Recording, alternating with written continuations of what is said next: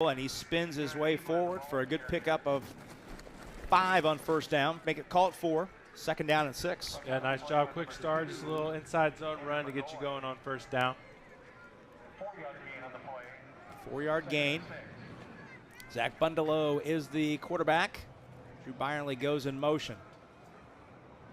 Bundelow, pass to Hebler in the left flat, cuts toward the 50. And he's cut down there. Cole Merlin, we'll call his name a lot. He's there, as was Cozy Goff, to make the stop. Yeah, catching out of the backfield. This one actually might be behind. I think they'll record it as a catch. But we've seen a lot more of this year with Hebler and Hunter both. They have that's Hebler's 11th catch on the season. I haven't seen that in the past. And in Coach Mitchell's offenses, usually the running backs don't have very many catches. But nice job on the outside by Ben Stevens that time blocking. Got him close to a first down. 3rd and short. That did go down statistically as a pass on the second down play. Bundelow gets his offense organized on 3rd and 3. Stands in, now flushed out of the pocket. He'll run it himself, and he's stoned at the 50. He needed the 48 of Siena Heights, but a flag flies in right at contact. Yeah, big time hold there on the right tackle, Cibula, as he got beat inside by Joseph Wharton, the leading sacker on this team. As we mentioned, these guys are going to be busy this afternoon. This front four is active.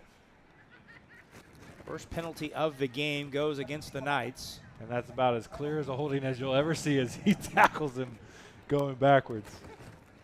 And they do accept it. I thought he was short of the first down marker. He was 2 yards short. Maybe the thinking there is they're at midfield. You're maybe in go-for-it territory on 4th and 2. Yeah, I guess. That is a little risky, though, I do think. But, I mean, yeah, 4th and 12, if you can't stop him here, then yeah. So if the penalty makes it 3rd down and 13, penalty backs the Knights up to their own 39. Bundelow, long count. Stands in, now he's flush, throws, and the passes behind the intended receiver, Ben Stevens, who slipped a little bit, trying to make the adjustment. And here we go already. They're only bringing 3 guys here. This is 3-man pressure, and all 3 of them are near Bundelow as he passes. That's inexcusable. That's how good this defensive line is. I'm telling you today, Marion's offensive line has their hands full. That was only 3 guys, and they still got pressure.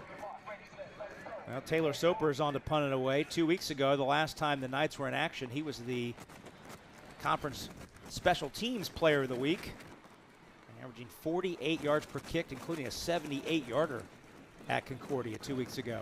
Yeah, he's been awesome this year. Low snap, gets it away with the wind at his back. He hits a towering punt that takes a skip at the 10 and then a left turn, and the Knights are they able to down it? Oh, they're going to spot it down at the 2. I thought he was into the end zone there.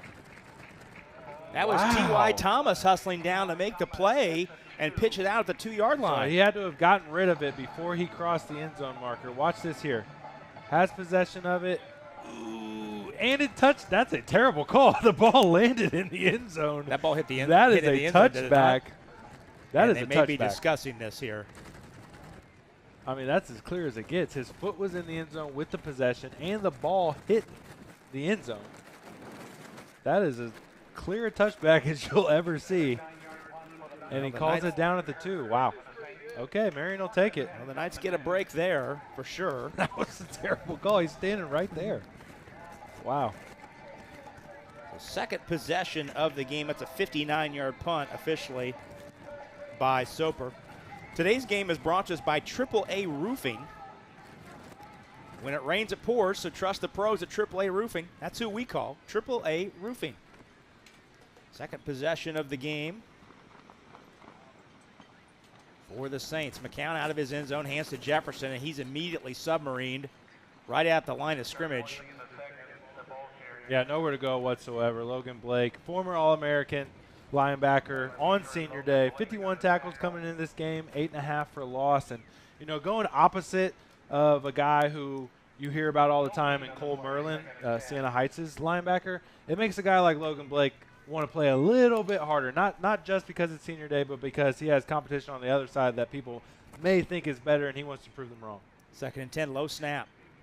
Hand to the running back who just barely gets out of the end zone. That's Jefferson, and Blake again is there. Blake and Bucher 2 times in a row able to get stops.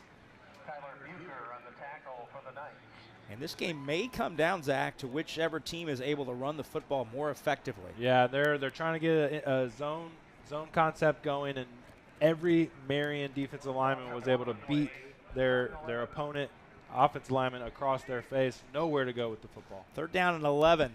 We'll see what the youngster McCown does. They give it right up the middle, and again, not a lot there. Jefferson's able to drag the tacklers a couple. Yeah, a little extra room for the punt. But this is a critical field flip for the Knights potentially, as you're going to bring the punter Bookman out, punting into the wind from his own end zone. Correct, yes. That's a good stop. Nice start for Marion's defense. 2 3-and-outs in a row. We mentioned only 8 first downs for Siena Heights last week. They've just really struggled moving the ball this year. 22 points a game, only about 200. That's not terrible. 296 yards of offense per game, but last couple, I mean, going against their 2 toughest opponents, just struggling. Jalen Jennings is deep, and the punt is very short, taken by Jennings at the 38. He's got some room up the sideline, and steps out of bounds inside the 30. So a very short field for the Knights for possession number 2. Yeah, definitely want to take advantage of here. This is as good as it gets field position-wise. Really nice job blocking there by the punt return unit. Nice return. See where they put the football down. It'll be at the 32-yard line of Siena Heights. So short field for Zach Bundelow in the offense. Bundelow, the redshirt junior, 6'4", 235-pounder out of Crown Point. 3 in the country in NAIA in passing efficiency coming into this weekend's play. Turns it hands to Christian Hunter, and he lowers the head and gets right down to the 25. Took a pop at the end of the play, but a good first down run again by the Knights. Yeah, got helicoptered there a little bit. Feet off the ground, flipping around. Nice job up front, though. See how they get a little more movement this time? Look at that hole that they created. That's the first time we've seen so far in this game a nice running lane for the running back. Good first down carry by Hunter. Give him 6. 2nd down and 4. Pressler comes in motion. Sets up just outside the H-back spot. Turn again to give to Hunter. Stumbled his way before he fell across the 25 to the 24. Yeah, good initial push up front, but Hunter didn't like anything in the middle, tried to bounce it a little bit. And I mentioned pregame, you're not going to be able to bounce it today against these defensive ends. Vincent Walker and Joseph Warden, they don't let anything outside of them. They want to push everything in the middle and let their linebackers, Cole Merlin and McGaudy, make those tackles inside. 2 straight carries for Hunter, total 8 yards, setting up 3rd down and 2 at the Saints 24. Knights knocking on the door here of the red zone. 3rd down carry. Hunter, boy, tries the right side. Not a lot there. Yeah.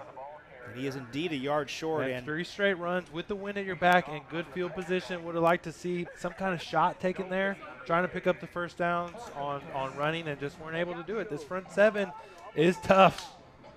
Well, you know they've got depth when Antonio Smiley, who made that stop, 5'11", 295-pounder. He's the 2nd string. Correct. With that size. Yep. So Pameli tries what will be a 41-yard field goal. Jack Henniger's the holder. Plenty of leg. And it is right down the chute. Nice job. So the Knights cash in on the short field. They don't get 7, but they get 3. They come away with points. And as a result, grab the first lead of the game. 8:12 to go here in quarter number 1. And Marion leads Siena Heights 3-0. What did you see from the Knights offense on that possession, Zach, that you liked? Well, they kind of set themselves up from the first possession, getting a quick 3 and out, but then having Soper with the great punt. Got a benefit of a whatever you want to call it, of a touchback that wasn't called, and then defense steps up, gets their quick stop, and then boom, now you have much better field position. So you almost gain 30 yards just by punting it. That was really Soper helped contribute to that 3 points, because that's 2 3 and outs for Marion, but yet they still have 3 points on the board. Caleb Jefferson is deep for the Saints, as is Jamon Benson, number 2 and number 5 and number 2 respectively. Again, the ball comes off the tee. And again, this is You can't really, I mean, you can tell with the way the wind is blowing, the flags and the balls are everywhere. It's definitely going to come into the mind of both these play callers today. That's why Siena Heights has done quick passes and some runs. They were backed up as well, trying to get some movement, but it's going to be really hard to throw the ball into the wind. And even with Coach Mitchell, he doesn't even want to throw it yet with the wind at their back because it could really get away from you and be, you know, intercepted or what have you. So it's definitely going to be a factor today. This wind is with it. Well, they will now require a holder for the kickoff. Ricky Kwok will come out and perform those duties for Pamili. Ricky Kwok on his senior day leads the team in interception, which is pretty cool for a rotation guy.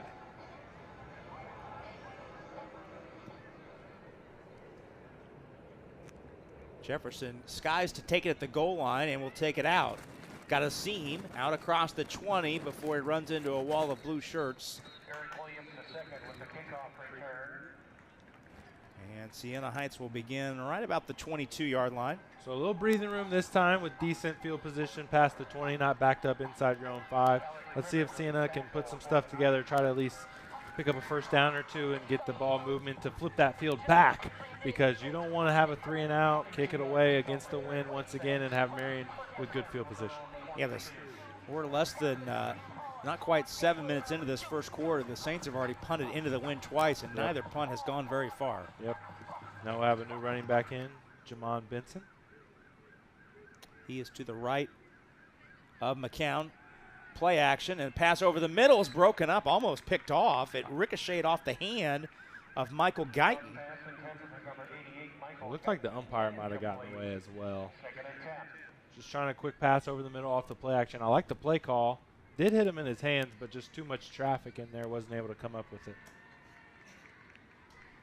Second down and 10. And Justin McCown, the number 3 quarterback, starting today as the first 2 quarterbacks for the Saints are out with an injury. McCown tries again the throw, this time on second down. He's got a man caught. That's Guyton. He takes a lick at the end of the play from Clay Campbell, but he hangs on. They might have targeting here. And a flag flies in at the point of contact. Great catch by Guyton to hang on as Campbell delivered. Boom. And that was a shoulder-to-chest shot. I'm not sure he got up. Up near the face mask there. And he did use his shoulder, and he has the height advantage. I think they're going to talk about this, but it started with the protection. Great job by Siena Heights up front. No one even close to the quarterback. Gives him time to step up into that and deliver the ball nicely. There's no foul. That's the right call there. Second down. That is the correct call. And I think you hit it, Zach. That hit looked a little more aggressive than it probably was because of the height difference between Campbell and Guyton. And Campbell is a big safety. This guy is 6'3", comes in with the shoulder. Yes, he did make contact with the face, but that is not targeting. He wasn't going after his face. He's just trying to deliver a hit. That's the right call. I'm glad they picked that up. Guyton did pick up 14 yards, though, in the first down of the game for the Saints. That's what they needed. Just something to give you a little confidence for McNown. A nice completion, a nice first down. Now he can settle in. Opalewski in motion. McCown looks Opalewski's way, and the screen pass is broken up. Pettiford chases it down. That might be a live ball. It's never been whistled dead, and the Knights take it into the end zone. Campbell's got it in the end zone, thinking he has a touchdown. They are waving it off now. I didn't hear a whistle. It off. Didn't hear a whistle, though. Nice, I mean, heads up by the Knights to keep playing. But nice job by Pettiford off the side here. That's clearly a forward pass. I mean, he hit it 1 yard forward, going for the receiver. They let it go, though. Nice hustle. And you see this a lot more in college football, though. Officials are reluctant to blow it dead immediately. They let the play out. Yep. And then make a conclusion, make a call. Yep. So incomplete pass, second down and 10. Nice job by Pettiford, though, getting a hand on that one. Ball at the 36 of Siena Heights. Benson this time the carry. He's got a nice seam. He's into the secondary and out near the line to gain at the 46. Longest run from scrimmage for the Knights. And that's right out a 10-yard run for Jamon Benson. Yeah, really and a first down. Really nice job up front, creating that hole. Right side of the offensive line is a little more experienced than the left side of the line, but that one was going left. Everyone on the same page. All blue jerseys are covered up. and Benson takes advantage, picking up the first down. Out near midfield, 1st and 10. Benson again the carry. This time he tries the right side and runs right into the chest of Logan Blake, but able to fall himself forward. Ran him over. For a nice first down pickup of about 6. That's why I say Jefferson and Benson are similar runners. They have similar size, similar numbers, but, you know, at running back, you see nowadays there are no more, you know, workhorse running backs. At most teams in every level of football go rotation, and both Benson and Jefferson can get it done. Benson, the 3rd straight carry. He's right up the middle, and he's inside the 40 for a first down. So 3 straight carries by Benson, the redshirt senior out of Warren, Michigan. And he takes the football inside the Knights, right at the Knights 40. His knee was down there.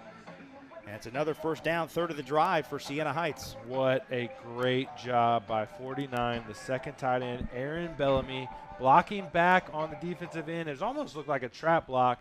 Perfectly executed to create that seam, and another first down on the ground. Benson again, stutter stepping this time. There's nobody home. The Knights were in the backfield in a group. And Trevor Adler was the first one there. Yeah, and this followed time, by a host of his friends. This time, Nick Turciano, number 64, just avoids that person. He's pulling around, so his job is to get up to the linebacker. But if there's a defensive tackle that, you know, avoids a block and is in your face, you have to pick him up. By not picking up Tyler Majors is able to just walk in and get the tackle for a loss. So loss of 2 on the play for Jamone Benson, 2nd down and 12. Inside 6 minutes to go, first quarter. McCown over the middle, checks down and throws it. It's caught, but another lick. This time it's Blake who delivered the lick. Second big hit by the Knights on this drive. Love this guy. Love this guy, Logan Blake. He plays so hard. This is his last guaranteed game at home on senior day, and he is he's a big hitter, man. He really is. Again, though, credit to Guyton. He's been hit twice hard on this drive, and both times he's hung on to the football. Yes, he has. That was a pickup of 6 on 2nd and 12, setting up 3rd down and 6 at the Knights 36. Beluski in motion again, right to left. McCown stands in, flush in the pocket, rolling to the far side, and he's going to be brought down. Brought down. They'll give that to Pettiford, who was the first man there. 5th sack on the season, leads the team. Dion Pettiford had a really good season so far. They run 2 stunts on each side, and Siena Heights just cannot defend it. Way too many blue jerseys in the backfield. McCown tries to escape, but can't get away. And nice job by Siena Heights. They get a couple first downs like they were supposed to. They had momentum, and then boom. One time, you lose 2 yards, you get off schedule, then all of a sudden you're in 3rd and long, you get sacked, and now you got to punt it away. Bookman punts it away. It's a low line drive. It almost moved like a C shape. The letter C down inside the 20. So the Saints did flip the field. Yes, they did. 3 first downs on that drive. Far and away the most productive drive of the 3 for the Saints so far today. This drive begins at the 19 for Marion. And you help out your defense by doing that, by putting a little less pressure on your defense, who last time had to start at the 38-yard line or whatever it was, and still did their job and got a 3 and out and held them to 3. So now you're supporting them by, like you said, flipping the field. Knights still looking for their first down of the day on this possession number 3, beginning at their own 19. Turn and give to Hebler, makes a cut in the backfield and able to wriggle his way back to the line of scrimmage. Maybe give him a yard to the 20. That's about it. Yeah. Cole Merlin is there to make the stop. And we're still early. We're still early in this game, but I just expected, especially starting with the ball, with the wind at your back, a little more passing, a little more trying to push it. But we've seen a lot of runs so far today. Knights have attempted just 2 passes so far for a total of 3 yards. That was a screen pass to Hebler.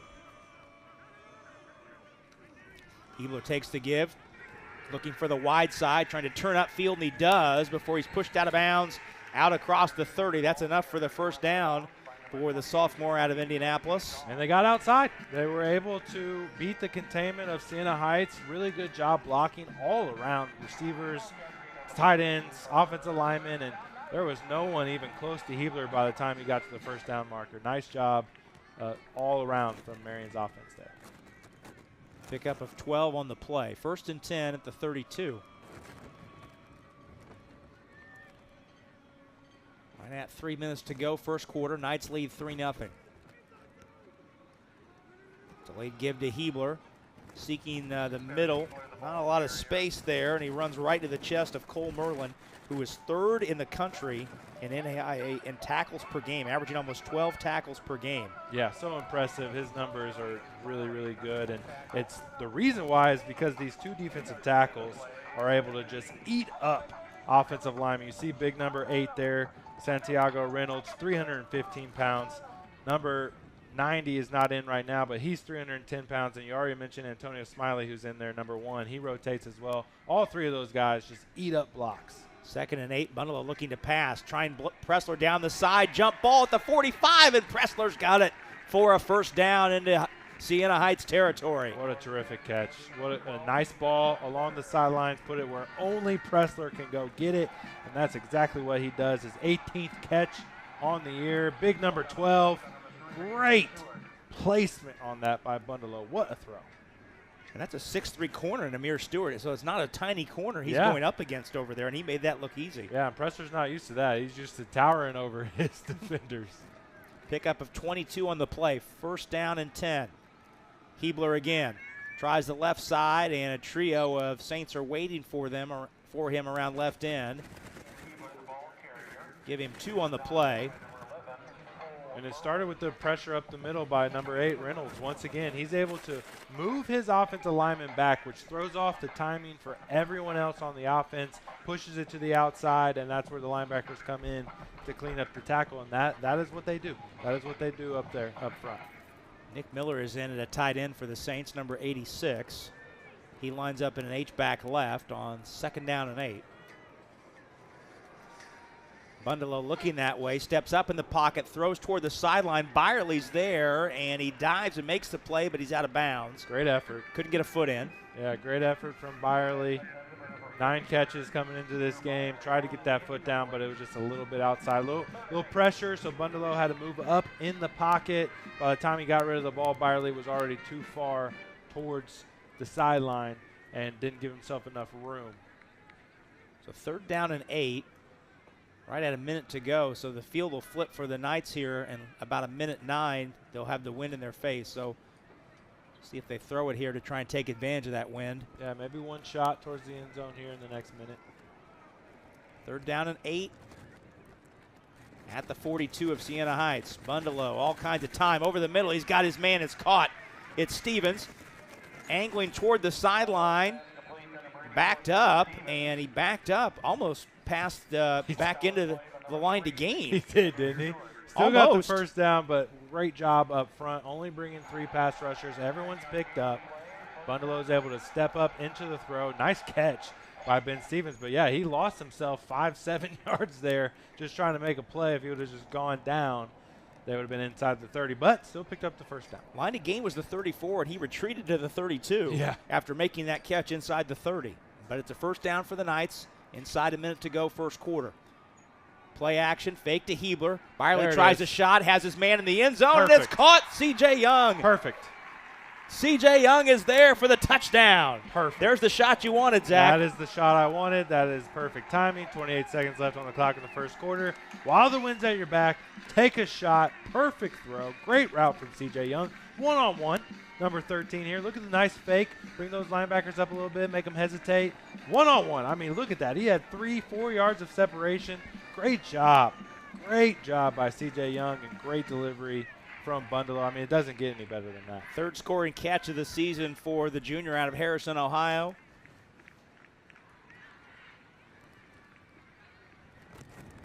PAT by Pamili is right down the chute. And the Knights extend their lead to 10-0 here with 28 seconds to go in the first quarter. That drive had a little bit of everything. Some successful runs, big 3rd down pickups, And the Knights certainly taking advantage of the wind at their backs. Yeah, that was as good as it gets. It really was. I mean, that's exactly what I was begging for from the beginning of that drive. And, yeah, a couple nice plays, like you said, a couple nice runs, some good passes, and exactly what Knights needed and wanted to see there, they get. So while we have a moment, we'll remind you that today's game is brought to us by Pepsi. Grab a Pepsi and some friends and get in the game. Pepsi is a proud partner of the Marion University Knights. Today's game is also brought to us by our friends at BSN. Thank you to BSN, the preferred provider of apparel for Marion Knight Athletics. Busy day here on the ISC Sports Network on the campus of Marion University. We'll have volleyball, Crossroads Conference League quarterfinal at 5 o'clock. As the Knights take on Huntington. And women's soccer tonight against Goshen at 7. Kickoff sails into the end zone for a touchback. And I'll bring it out to the 25 for the Saints. 28 seconds to go here in the first quarter. Yeah, I expect them to run one quick play, take the rest of the first quarter off, and then have the wind at their back. And it's at least they got some confidence going. Siena Heights on that last drive, 3 first downs, almost half of the whole total they had last week against Indiana Wesleyan. So that helps them confidence-wise, like I said, that they can move the ball against this really good defense. It's just moving the ball hasn't been really a struggle for a lot of teams. It's scoring against Marion Knight's defense that's been tough. Give right up the middle. That's Jefferson on the carry. Picks up 4. And that likely will be the final play of the quarter, we would presume. Siena Heights looking to be in no particular hurry to run another play. The game clock is down inside 10, well ahead of the play clock. And that will do it. As we'll flip the field and head to the second quarter. After 1 quarter of play, 15 minutes on the scoreboard. The home team on senior day, the Marion Knights, lead Siena Heights 10-0. We'll step out quickly and come right back as you're watching Marion Knights football on the ISC Sports Network and Comcast 81. Meet Chip. 30 years ago, he started a small business with a big idea. Today, there's a new building, a new fleet of equipment, and a new era of leadership. But we know Chip, and at Indiana Members Credit Union, we know he plans to keep growing, building business with the next generation. IMCU is here to help with secure and simple account management tools and commercial financing to grow business. Today, it's all about Chip. Tomorrow, it's all about you. Because at IMCU, it's you that matters. I've always liked Indianapolis. I've been interested in the bigger city life. The community and everything fell into place. With my degree, I plan on becoming a pediatric nurse. Indianapolis has several hospitals and different options to choose from as to where I should go. I chose Indianapolis because I love the Pacers, I love the Colts, and this is a basketball city. Just wanted to stay in the city, play in front of my friends and family, and try to give Marion my best. Now, alongside Zach Graves, Rob Brown with you this afternoon on the west side. Marion University football. Knights ranked number 7 in NAIA in the country, taking on Siena Heights. Second quarter just underway. Flip pass in the flat to Caleb Jefferson. Makes a couple men miss, and he's able to get across the 35 and move the chains. Nice play by Justin McCown to keep the play alive and get a first down for his team. With his left hand. I mean, that was pretty impressive by McCown. Getting some pressure, guys hanging all over him, and flips it away with the left. Wow, that's pretty cool right there. That's some Patrick Mahomes sorcery there. It was. So 1st and 10. This time Jefferson right up the middle, runs up the back of his offensive line, but keeps the feet chopping. He's inside the 40 for a nice first down pickup. Zach, you can almost see Justin McCown, who's making his first collegiate start today for Siena Heights. You can almost see his confidence building by the series. Yeah, you really can. And this is a guy who's a redshirt sophomore, so this is his 3rd year in the program. He knows the offense. It's just getting that opportunity, and he finally does. So for him, it's like, hey, nothing to lose here. I'm going against the number 7 team in the country. I'm on the road. It's my first start. Just go out there and do what you know you can do, and then show everyone else. And that, so far, we've seen a pretty good job. 2nd down and 6. Pocket collapses. He throws. It's picked off. Picked off, and that's a pick 6. That's a pick 6 to the house. Well, by Jake Paris. Well, there you go. I mean, was playing good. I mean, it's just he gets pressure, he gets hit in his back, he gets rid of the ball. There's no one there. That's one that you might, you look back on it like probably should have just took the sack, and already on the double pump, just a tough play. Nice job by Jake Paris, though, taking advantage. I mean, the ball falls right into his lap, and the redshirt sophomore from Carmel takes it to the house. That's his 3rd interception of the season, or 3rd interception of his career, beg your pardon, 1st of the season. Camille's on for the PAT and knocks it into the wind, straight through, plenty to spare. I think more impressively, Zach, that's the 4th pick 6 for this Marion defense. Yes, and 2 by linebackers. We got one from Logan Blake and now one from Jake Paris. Again, Jake Paris is just doing his job. He's out there playing the flat, and the ball just falls right to his lap, and you see him raise his arm right away. He knew it was a house call, as there's no white jerseys even close. But that's the one thing as a young quarterback or, a first starter that you can't do is not necessarily don't turn the ball over, but don't let a score happen, like a pick 6 situation. But that's one thing that has really hurt Siena Heights all year. You and I talked about this before the broadcast. They're now -15. That's tough. That's margin. Difficult to overcome. It's very difficult to overcome. And we mentioned 4 turnovers last week, 2 picks and 2 fumbles against Indiana Wesleyan, and it's just turning the ball over will just destroy you, and that's what we saw here. And we'll see after this kickoff, we'll see if we can get a replay on that pick 6 and give credit where credit's due on the defender that hit McCown as he made that throw. Great point. That certainly contributed to the ball kind of hanging up for Paris to make that play. And you even saw on the double fake there, he knew he shouldn't. He pumps it once. He had him there. By the time he throws it again, Paris is right there, and it was Majors and Adler who had pressure. Nice job.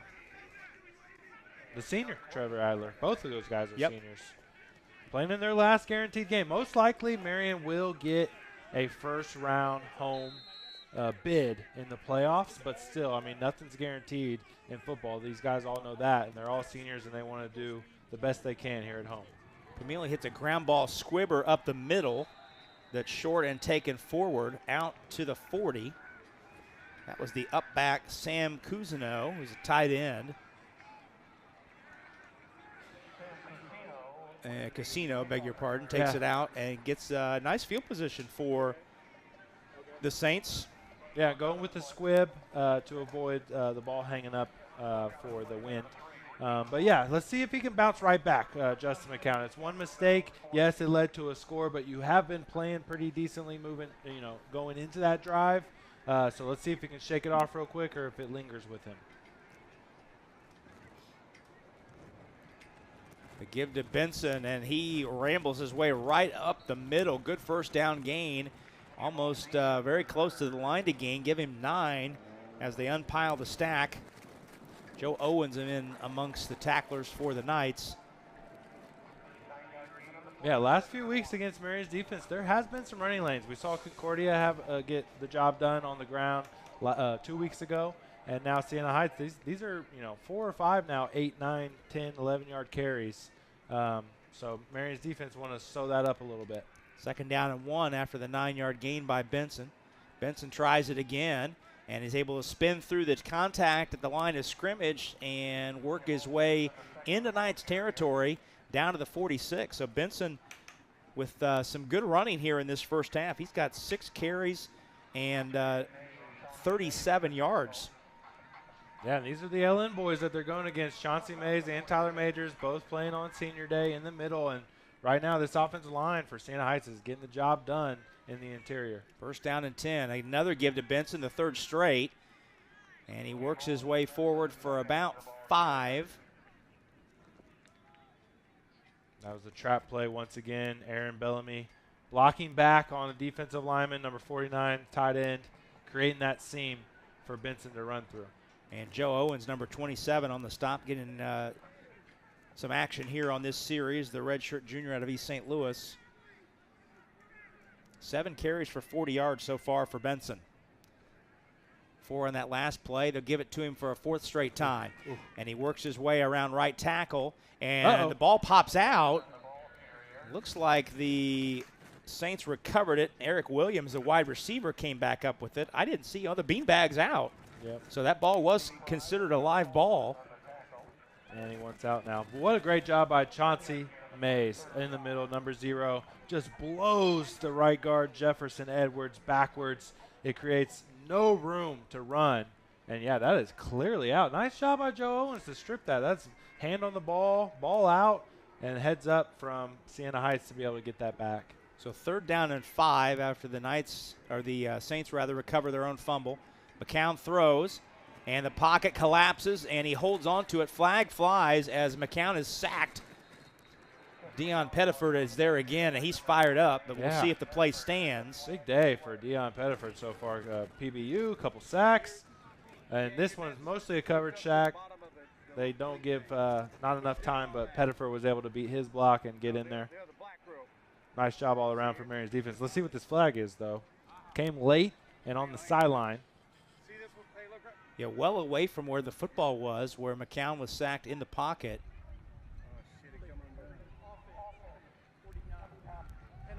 Yep, declined on 3rd and 5. Interesting. So the sack stands for Pettiford. He has 2 so far today. Interesting to where that holding came from. To be able to see a holding in the interior lineman from the side judge is unusual. You just don't see it all the time. Yeah, that ball stayed between the hashes the entire time, and that flag was thrown almost in front of the Marion sideline. Yeah, unusual, definitely. So Bookman's on to punt it away for the 3rd time. Call it the 4th time, but the 1st time with the wind at his back. And the Knights get it. The Knights get it. Scooped up. Scoop. Oh, he's there. Oh. And tackled inside the 15. No one saw him. Ah, so close. That was David Badishu on the scoop and the block. Wow. He got it and stayed with it. What a great job. So close. That was the punter who had the tackle. Just comes through untouched, blocks it, heads up, scoops it, and then he has some blue jerseys with him. Oh, he tripped. Drexler tripped, so wasn't able to get the block on the punter. Should have been 6, but Marion will take it. Nice job by Andrew Bookman to get that the tackle, but Drexler, number 28, you see him lose his footing, wasn't able to pick up that block, otherwise it's 6. So unfortunate for Marion, but what a good job to get that block. So David Badishu. Oh, he tripped. Oh, man, so on close. The block, the redshirt sophomore from Guilford, Indiana. Wildcat snap to Byerly. Pounding his way straight ahead. He's inside the 5-yard line on 1st and 10 from the Saints 11. We got word before the game that Jake Reichert, who's run that Wildcat very effectively, 4 touchdowns this year out of the Wildcat, he's inactive. Yep. So Byerly moves to that Wildcat spot. 2 games in a row now for Reichert to be out. But, yeah, let's take another look at that block punt. You see number 28, Drexler here, just trips on his own guy, lost his footing, and because of that wasn't able to pick up the punter, as you see, comes in unblocked. And literally, if he just did, look at him, he knows he's so upset with himself. Peyton Drexler, I should have had that block, man. I'm sorry. That should be 6. Just tripped up, just unfortunate. Well, the Knights call timeout, but credit to Andrew Bookman, the punter. A lot of times, especially when you see punters have punts blocked inside their half of the field, their first reaction is to drop their head. Yeah. Oh, absolutely. Bookman stayed with that play, and he made the tackle. Great point. To keep Byerly out of the end zone. Great point. Yes, it was. Now, Drexler's going to hear about that at halftime from his teammates. Well, he will. And the funny thing is he tripped on his own guy's foot, like he just, it's just total accident. But, yeah, should have been 6, but that's okay. So Marion with a pick 6 touchdown already in this quarter, and almost a block punt touchdown. and which would have been the first special teams touchdown of the season for Marion. Yep. As They've it come stands, close. though, short field. They've come close on a couple long punt returns. So 2nd down and 3 from the Siena Heights 4. Drew Byerly in the Wildcat formation, normally the tight end. He was a quarterback in high school at Franklin Community. Yes, he was. And an effective quarterback.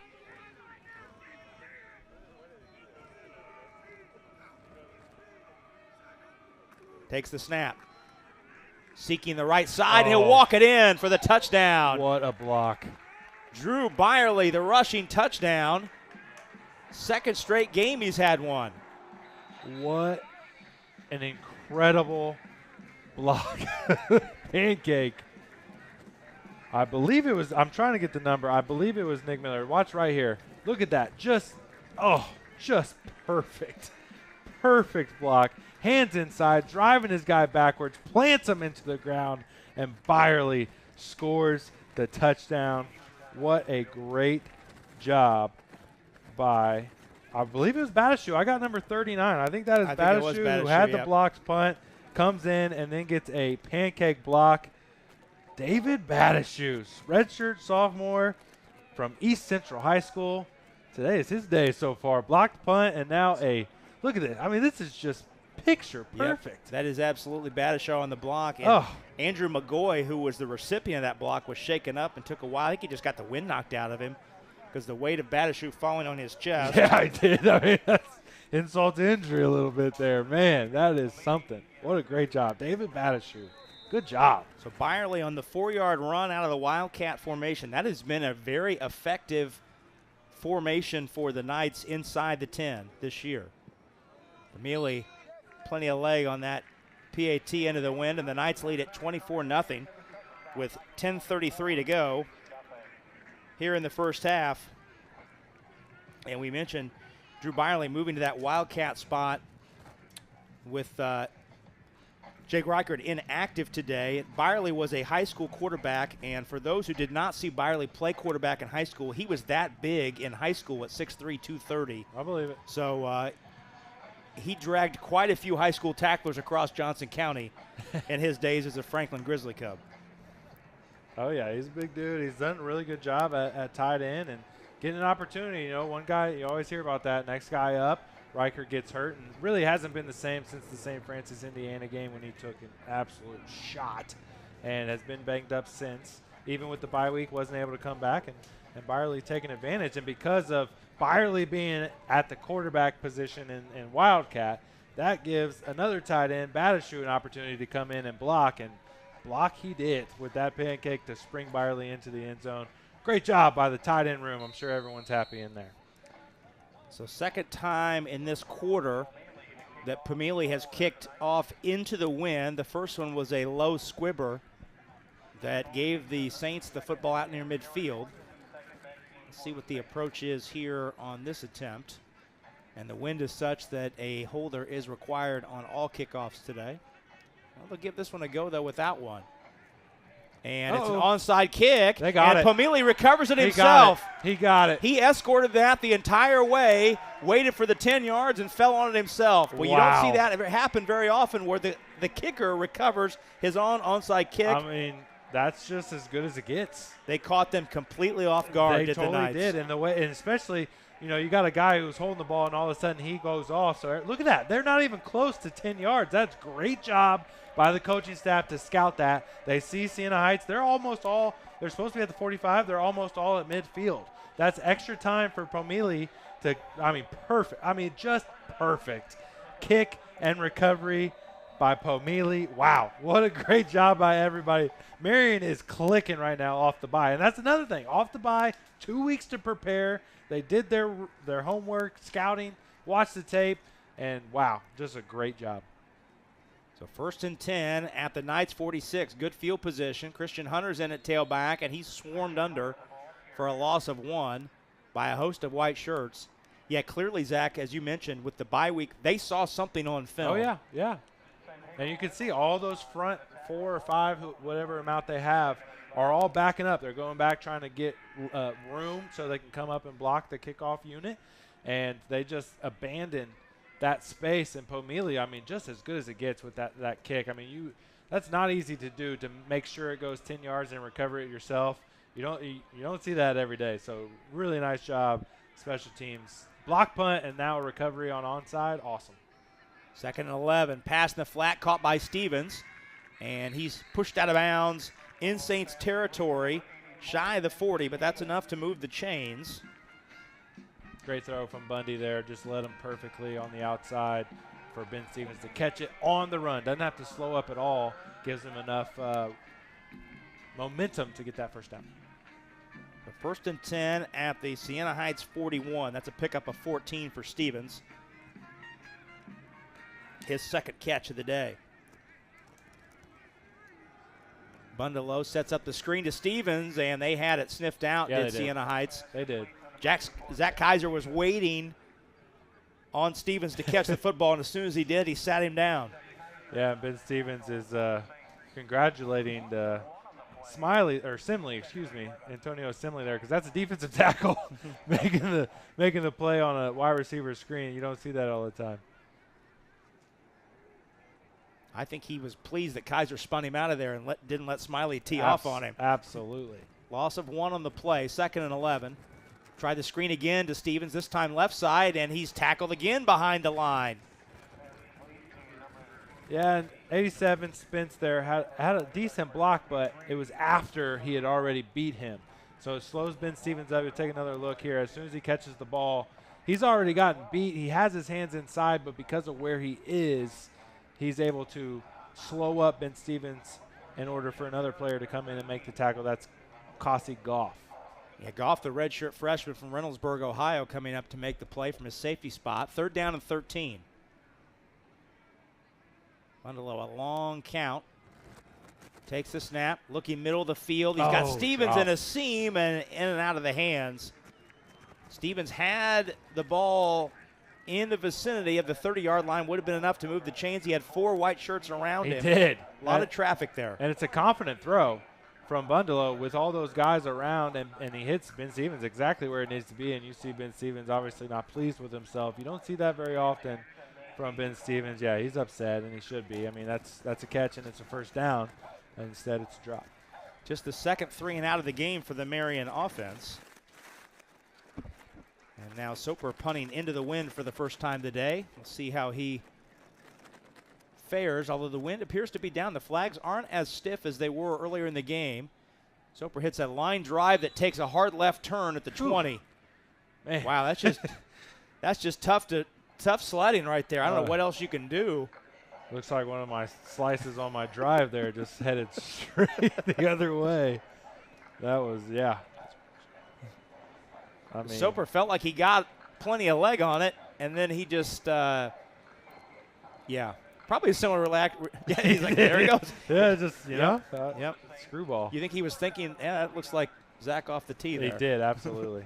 Absolutely. Well, hard hook. So the Saints begin this possession at their own 29-yard line. 7:58 to go first half. Knights lead it 24-0. And they give right up the middle. More push. Moving the pile out near the 35. They're getting at least 5-6 yards of carry so far today. They're moving the ball very well with those inside runs, which is a little unusual. You don't see Marion so far this season. You know, as of late, they have a little bit, but early on, they didn't give up anything in the middle. That was Jefferson, been alternating with Benson. Benson has 41 yards on 8 carries. Jefferson 7 carries for 19. Pass over the middle, in and out of the hands of Williams out near midfield. He had it, but as he was coming down. What a great job by Danny Lewis. Danny Lewis got a hand in to poke it free out near midfield. More than enough for a first down. He wasn't even looking when the snap came. Is already behind him as soon as it starts, and he gets that hand in there perfectly. Really nice job by Danny Lewis. So incomplete pass sets up 3rd down and 5. After Jefferson picked up 5 on the first down carry.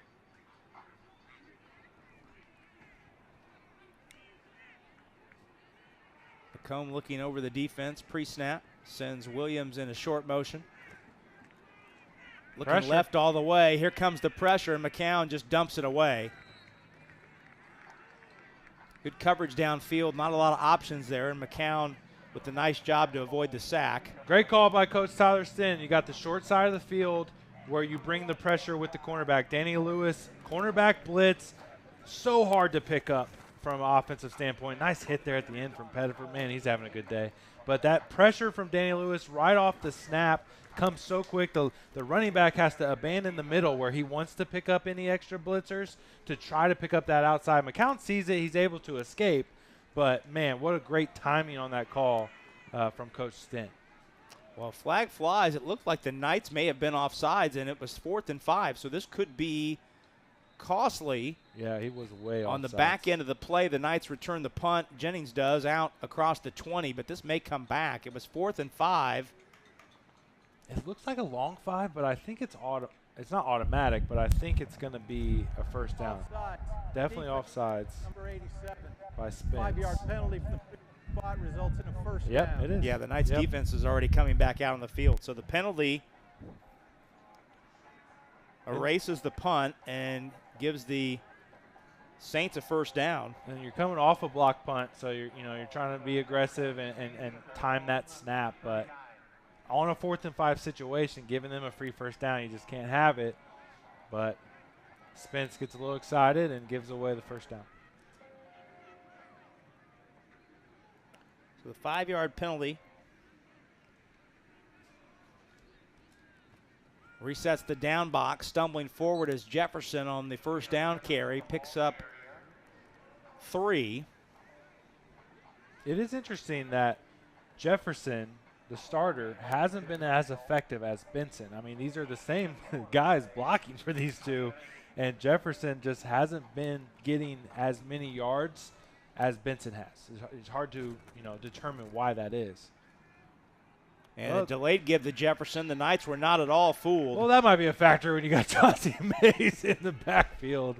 Chauncey Mays was there quickly Look for at this. his first tackle for loss of the season. Okay, so finally we have that block back by number 49, tight end. It has been picked up all day. It's a trap block essentially. You got the second tight end coming to block that defensive tackle. We've seen three big, pretty decent runs sprung off of that.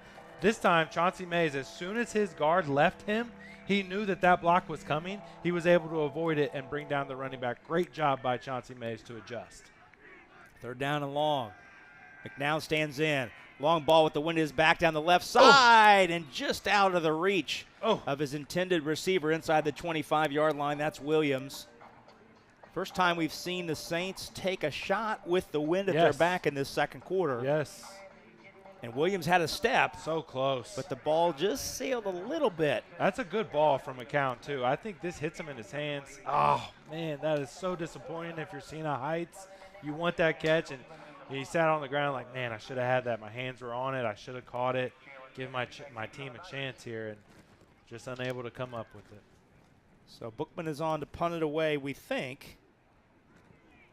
And he hits a low kick with the wind at his back, but it takes a favorable Siena Heights skip down inside the 20, or right at the 20, with 5:48 to go here in the first half. Well, we have a moment. I'd like to thank the M Club, the sponsors of today's broadcast. Joining the M Club is the absolute best way to support our student athletes at Marion University. For more information, visit marion.edu/M Club. This drive for the Knights begins at their own 20. 5:48 to go in the half, and it's been all Knights thus far, 24-0 the score. Yeah, just an all-around great effort from Marion today. Hebler cuts back inside after seeking the edge, and that nets him about 6 on a nice first down carry. I love Darren Dillon there at the end, just getting a little extra shove at the end. It's not illegal. The whistle hasn't blown yet, but that guy was already on the ground. He just decides to put his body weight on him, make him feel it a little bit. Spoken like a true offensive lineman. Absolutely. It's the echo of the whistle, right? Oh, You yeah. wait till the echo. Oh, yeah. Pickup of 7 for Hebler on first down. And the play clock is down to 0, and did they get the timeout? Yep. And let's see. Yes, they did get the timeout in time. They beat Marion. Play clock was down in the final seconds. I feel like it went really fast. I don't know if it was just me or what. That's the second charge timeout to the Knights. So they have one left with 5:15 to go here in the half. Take a minute to thank our friends at Indiana Members Credit Union, another one of our sponsors of today's game. Indiana Members Credit Union is proud to support Marion University and now offers a free Marion Knights debit card with a free checking account. Get your Knights debit card today and show your support. Visit any IMCU branch or sign up online now at imcu.com. Membership savings required, federally insured by NCUA. Alongside Zach Graves, I'm Rob Brown. Happy you're spending part of your blustery Saturday with us. First weekend in November. Certainly doesn't feel like it from a weather standpoint. You can follow Zach and Scott McCauley, who'll be back in this chair next week as they hit the road to cover the regular season finale up at Lawrence Tech. You can listen to that game on 107.5 The Fan.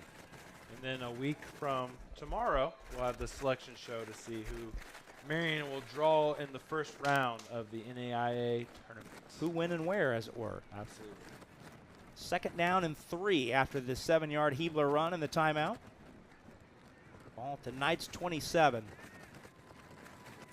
Delayed give. Hebler takes it, stumbling forward, broke a tackle just past the line of scrimmage, and able to work his way into the secondary before he's tripped up at the 40 for a first down. Oh, it's so beautiful. Double pullers. Take a look at this. Darren Dillon and the guard, Pope, able to get out. Everyone's picked up. Hebler cuts off of it and picks up a nice gain and first down. Just so well blocked. When it's perfectly blocked, it is just a thing of beauty. And I think Hebler might, when he made that cut, have clipped his foot on the Achilles of Will Meyer as he came back in the hole.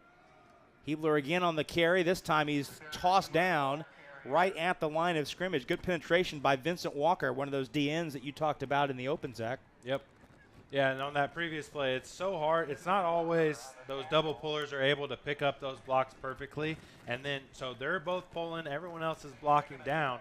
And like you said, Vincent Walker doesn't let a lot outside of him, but he's blocked down perfectly by the tight end. Then both guard and Darren Dillon are able to pick up their linebackers, and it springs for a first down. Then they go back to inside zone on first down and pick up a couple.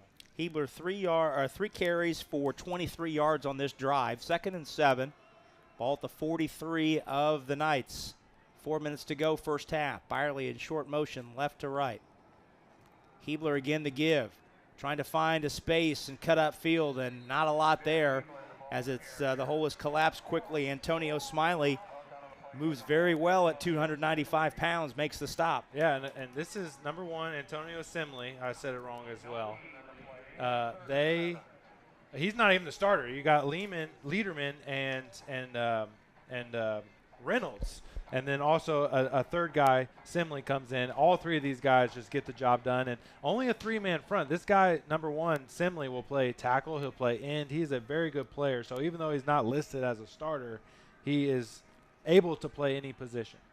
Simley out of the same hometown as the quarterback, Justin McCown, Sterling Heights, Michigan. 3rd down and 7. Pass caught, but short of the line to gain, right at the 45. The ball's caught by Hebler and tackled immediately. Yeah, nice job by the secondary this time. It's 3rd and long. Don't let anything past you. Don't let anything past the sticks, that first down marker. They do a good job of having everyone blocked up, only bringing 3 rushers. Nowhere to go with the football to get that first down. So Bundalo, instead of forcing it, does a good job just dumping it down to the running back, pick up a couple, and go ahead and settle for the punt. You got a 24-0 lead here at the end of the first half. You don't want to give Siena Heights really good field position with a turnover or anything like that, so good decision. They send pressure on Soper, and he's clobbered as he put it away, but they got a piece of it. Fair catch at the 23. I find that hard to believe that the ball was tipped and still went that far. If it wasn't into the tipped, wind. Yeah, exactly. If it wasn't tipped, take a look. It'd be a penalty. It's hard to tell. I can't tell, and it's from the referee's standpoint, I'm not sure how he was able to tell. I mean, that seems like it was not tipped, but referees have missed a couple today. So it's, Marion got the benefit of it on a touchback earlier that ended up leading to points, so they'll take it.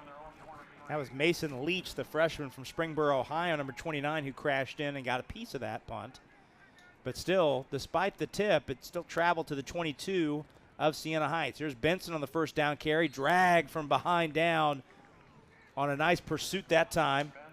That was Logan Blake. Logan Blake he's again. So good. I mean, he's just so good at football. It's really fun to watch him play. And I kind of mentioned his opponent on the other side who's been quiet today. We haven't mentioned Merlin a lot. Coming into this game, both these guys are All-Americans. Logan Blake 2 years ago, Merlin last year. Coming into this game, Merlin has 95 tackles. Logan Blake only had 51. I say only. He leads his team in tackles, but Marion has had 4 games where the starters didn't even finish the whole third quarter. Merlin's played pretty much every snap of every game, so that leads to that discrepancy in numbers. 2nd and 11, and McNown with the pocket collapsing just has to unload a low ball to get it out. Nice pressure once again. Marion's defensive line, Pettiford, Majors, Mays, got a little hands in the face there, got away with one. That happens all the time, believe it or not, Rob. Offensive linemen get a hand to the face all the time, and it never gets called. Cousineau was in the vicinity, so no grounding called. 3rd down and 11. Knights do have a timeout left. They're thinking with 1:44 to go to get a stop and get one more possession here before halftime. And the Knights will get the football to start the second half. Give to Benson on 3rd and 11. He gets into the linebackers before he's ankle tackled shy of the 30. Still about 5 yards short of the line to gain. It's Jamone Benson. No timeout from Marion so far. They seem content with the 24-0 lead. Nice call by Siena Heights. I like the draw play there on 3rd and long, knowing that they're going to punt it away. A 4th and 3. The offense for Siena Heights is still on the field. I think they're going to take this one all the way down and call a timeout themselves and then punt it away. Yeah, they've got 15 seconds still on the play clock. They can run this down inside a minute if they take the play clock all the way down. All 3 timeouts still at their disposal. They're going to try to get them to jump off sides maybe. On 4th and 3. And they actually let the play clock run down to 0 and took the penalty. I didn't see a flag. I think they did call time. Yep. Oh, yep. So Siena Heights calls time. They're 2nd of the half. Missed the first one. And again, 24-0 lead. You're going into the wind here. We've seen Marion score with 38 seconds on the clock before. It's definitely possible. But 24-0 lead. Get the ball at half. I think they're going to go ahead and be okay with that after this punt. Maybe it's a block again. Maybe it's a shank, and then the situation will change. But if they start around the 20 or 30-yard line, I think they're just going to take this one into half. Are you at all surprised that on 4th and 3, if their intention was maybe to try and get the Knights to jump, they didn't at least come to the line and come set and at least try and hard count once or twice? Yeah, I thought they might. Well, you could tell right away that they weren't planning on running because the quarterback sitting around, everyone was just kind of walking around. But if they were acting like they were going to go for it, then you do that right away. Get up to the line, try to get Marion to jump, and then go from there, and then take your time and let it go down to 0 and take time out. But right away, they were just kind of walking around. They were just trying to milk some clock before they punted it away. So Bookman punts it away with the wind at his back. 57 seconds to go. Jalen Jennings is deep. Takes a high hop at the 30 and then goes out of bounds on the far sideline. So a long field for the Knights with 50 seconds to go. Still 1 timeout in the back pocket if they need it. But they may be content, as you said, Zach, to take this 24-point lead, knowing they're going to get the ball to start the second half. Right, and honestly, this is a really good performance, from Marion. This is a defense we've mentioned a lot. They don't give up a lot of points, Siena Heights. You look at their box scores, last week against Indiana Wesleyan only gave up 22. It seems like for years, Siena Heights has always been 14, 17 points. They just don't score a lot, but they also don't allow a lot of points. So 24 on the scoreboard at halftime is pretty good for Marion. Bundelow looks at the sideline for the play call. He has Hunter back there with him to his right. Rolling, looking downfield. Steps up in the pocket, throws. He's got a man. He went low to get it, and it's in and out of the hands. Flag flips. Byerly, who went low to get the pass to 38, couldn't come up with it, but a flag came in from the back judge, and we may have holding. Yeah, they had a chance as Bundelow, starts to roll out to the right. Oh, defense. Defensive holding. It was Usually if the back judge throws that flag and gives the hold mess, he sees a defensive holding. Yeah, and it was a rollout to the right originally. Nothing there, so Bundalo works his way back across. Because he works his way back across, there ends up being a wide open guy, but on the run, that's not an easy pass again against the wind not able to deliver it to Byerly standing up, but Marion gets the benefit of the holding, so they'll get another shot. So first down off the penalty. Ball moves out across the 35 to the 37. 44 seconds to go. Knights do have a timeout left. Byerly stands in, or Bundalo stands in. Now he throws and it's picked off. Picked off at the 50-yard line. There was a flag that came in late. Yeah, this one's going to be offensive holding, but again, this is why I thought Marion would just kind of settle and be okay with the 24-point lead. 37 seconds left. Now you throw an interception. Now Siena Heights has pretty good chance here with the wind at their back to take a couple shots and potentially score a touchdown. So I thought they would have just took it into the half, try to force it a little bit, 72. and now Siena Heights will get another opportunity. Play results in a first down. Well, just the 5th interception thrown this year by Bundalo. Let's take a look on the replay to see who got it out near midfield. And it's a really nice interception, the way he was able to get his feet down along the sidelines. But again, if they had the wind at their back, I would be okay with going for a score here. But against the wind, down on time, really nice job there. That's a nice pick. And that's Armand Childs on the interception. A senior out of Byron, Georgia, and Kansas Wesleyan University. That's a penalty. Yeah, you can't get a running start. This is not Arena League football, my friend. If we were in Winnipeg, you can do that in the CFL. Yeah, that's right. Yeah, CFL as well. I forgot about that. Arena football. That's a good callback.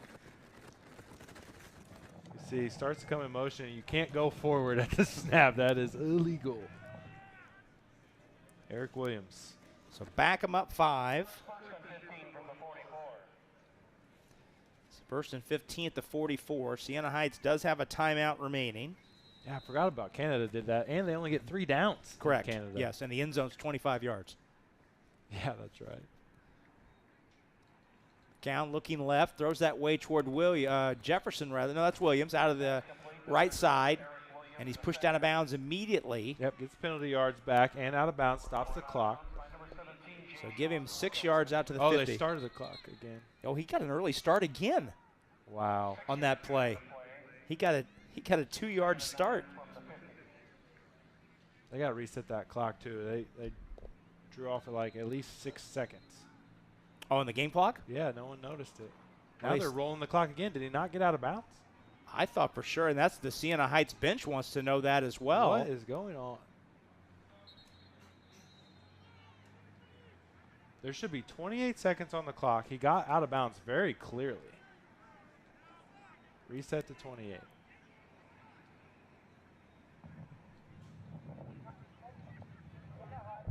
Please reset the game to 22 seconds. 22 seconds. And they had already taken some time off and then started running it again. They should have 6 more seconds, which is very important here. With the yardage to go and the time that's left, 6 seconds is a whole play. So they already robbed him of a play by rolling it early, then tried to roll it again. I mean, he went out of bounds. It was clearly out of bounds with 28 seconds left. But, again, Marion will take it. Well, I believe Siena Heights has called its final timeout. So they did have to use a timeout too? What is going on? Well, you saw him initially, the head coach of Siena Heights, talking with the side judge. That's Matt Cohn. His Indianapolis connection is he's a former quarterback at UIndy and ranks 2nd all-time at UIndy in passing yards and touchdown passes. Wow. Native of Adrian, Michigan. He's a finalist for the National Division II Player of the Year in 2004. Matt Cohn in his 7th season.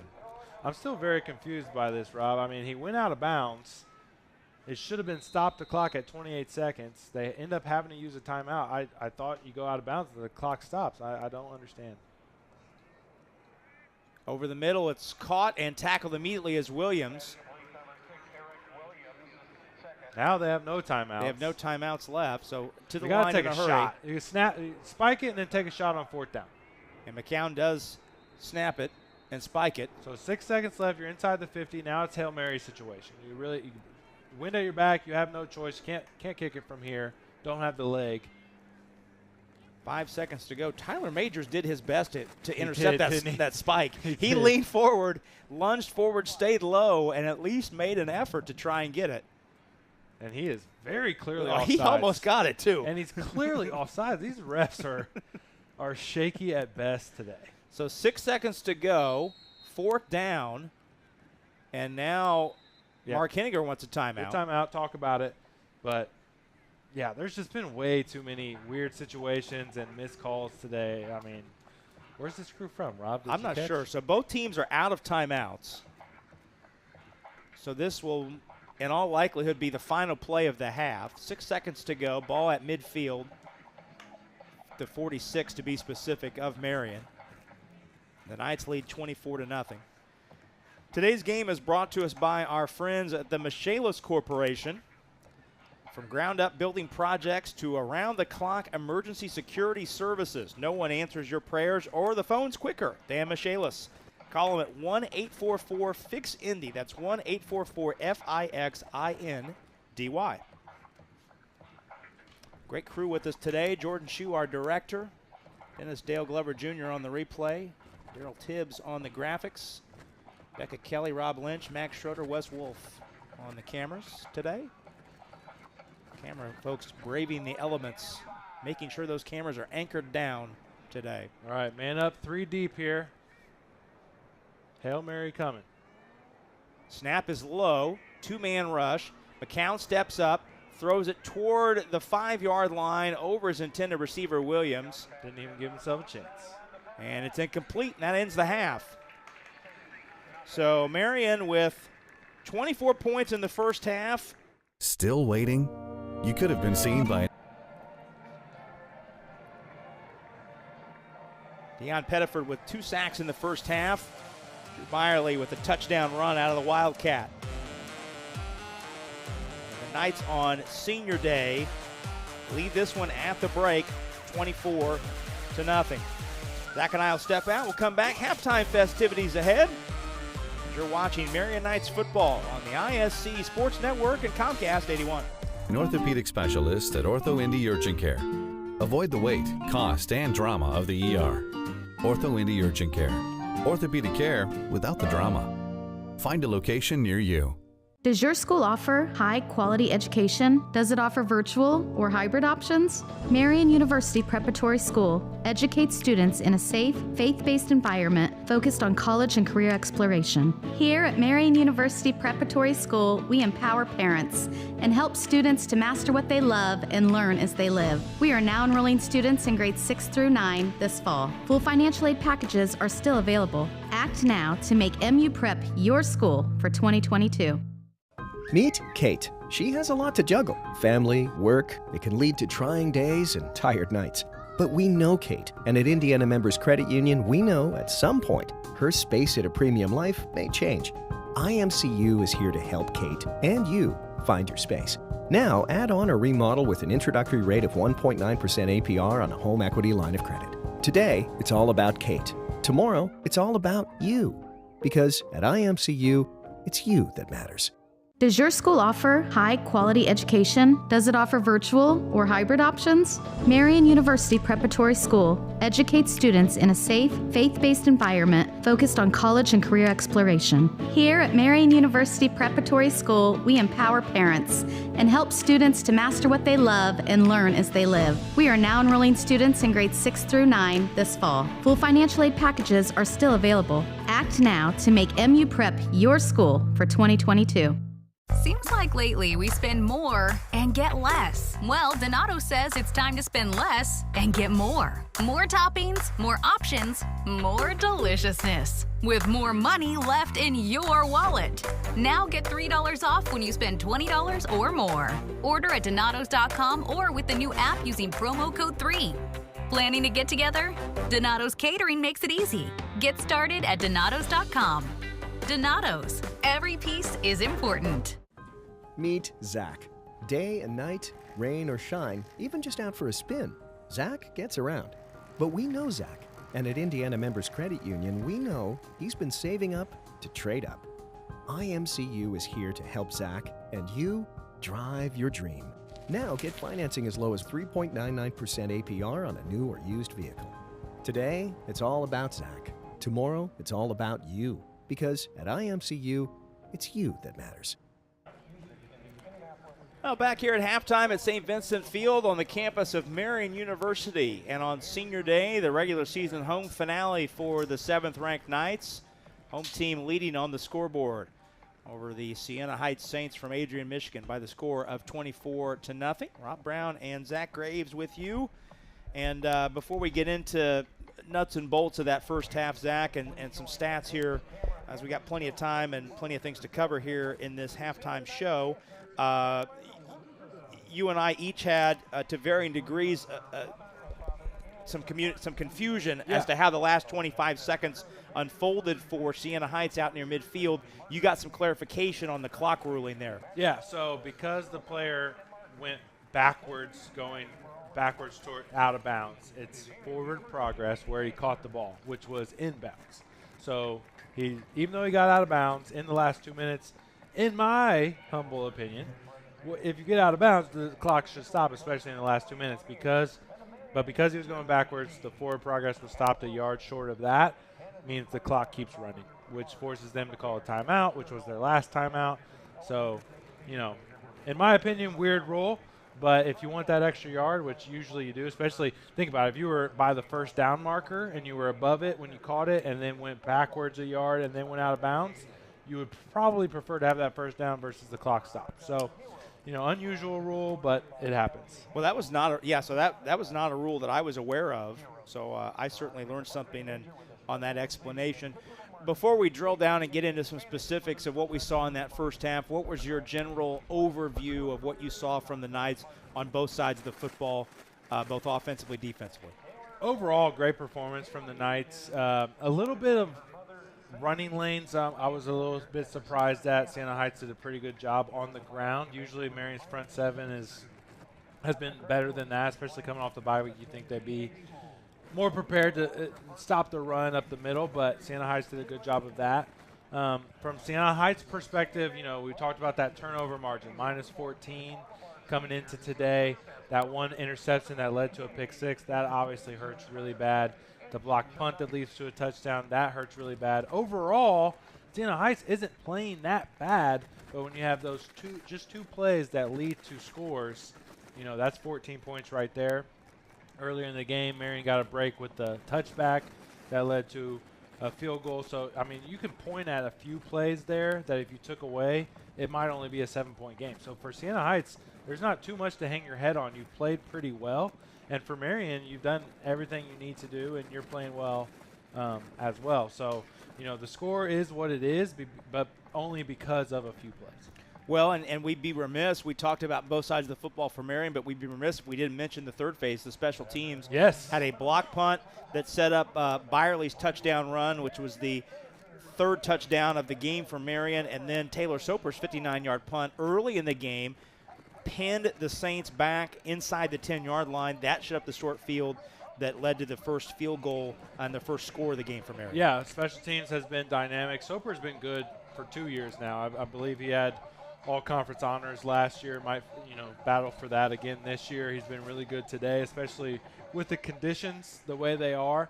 And then block punts are always fun, and that led to a touchdown. And it should have been a scoop and score off the punt return. Obviously, with the trip from Trexler, it wasn't. But overall, and that's why I said overall great performance from Marion, because all three phases so far have been really good. And again, in the MSFA East, you have to play near perfect football to come out with a victory every week. We saw Concordia last week make no mistakes and gave Marion everything they had, and Marion had to play mistake-free football in order to win. And so far, kind of similar from Siena Heights. Again, you take away those couple plays, and it's a much closer game. Well, the Knights lead it 24-0 here at the break over Siena Heights. We'll go ahead and take a break ourselves.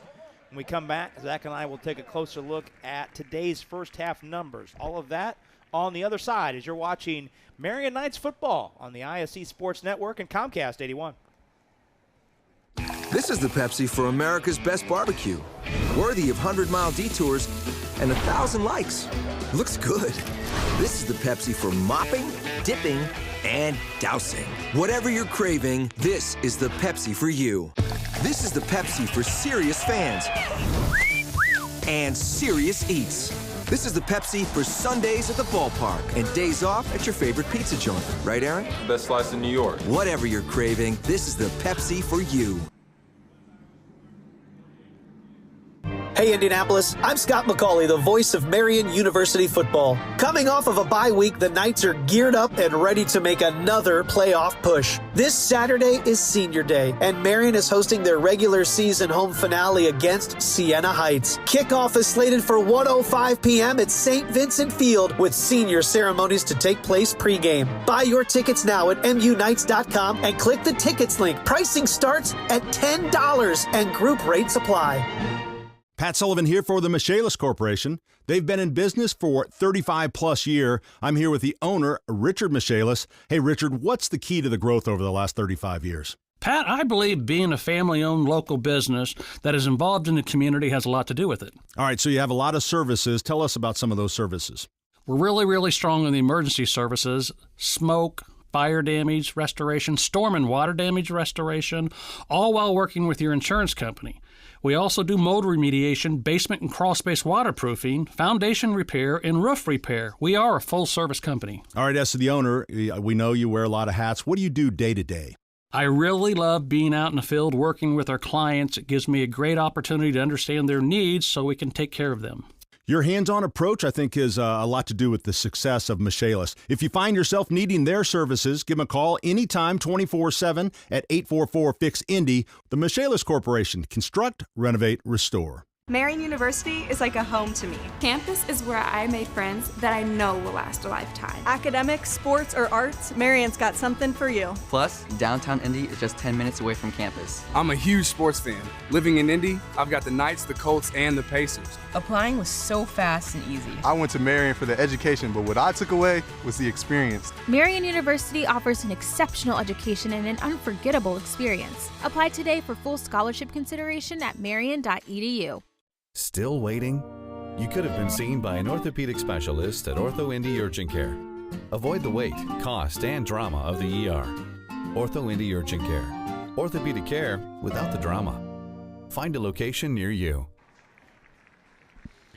Rob Brown and Zach Graves with you back at Marion University. The Knights lead Siena Heights 24-0 here at the break on Senior Day. Band performing out at midfield. Let's take a look at some of today's first half numbers.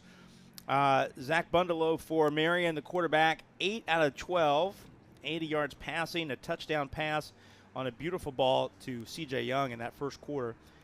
Also threw an interception late in the half. Ben Stevens, the leading receiver for Marion with 4 catches, 21 yards. I mentioned C.J. Young has the touchdown. That was a 32-yard catch in the first half. Baron Hebler leading the Knights on the ground.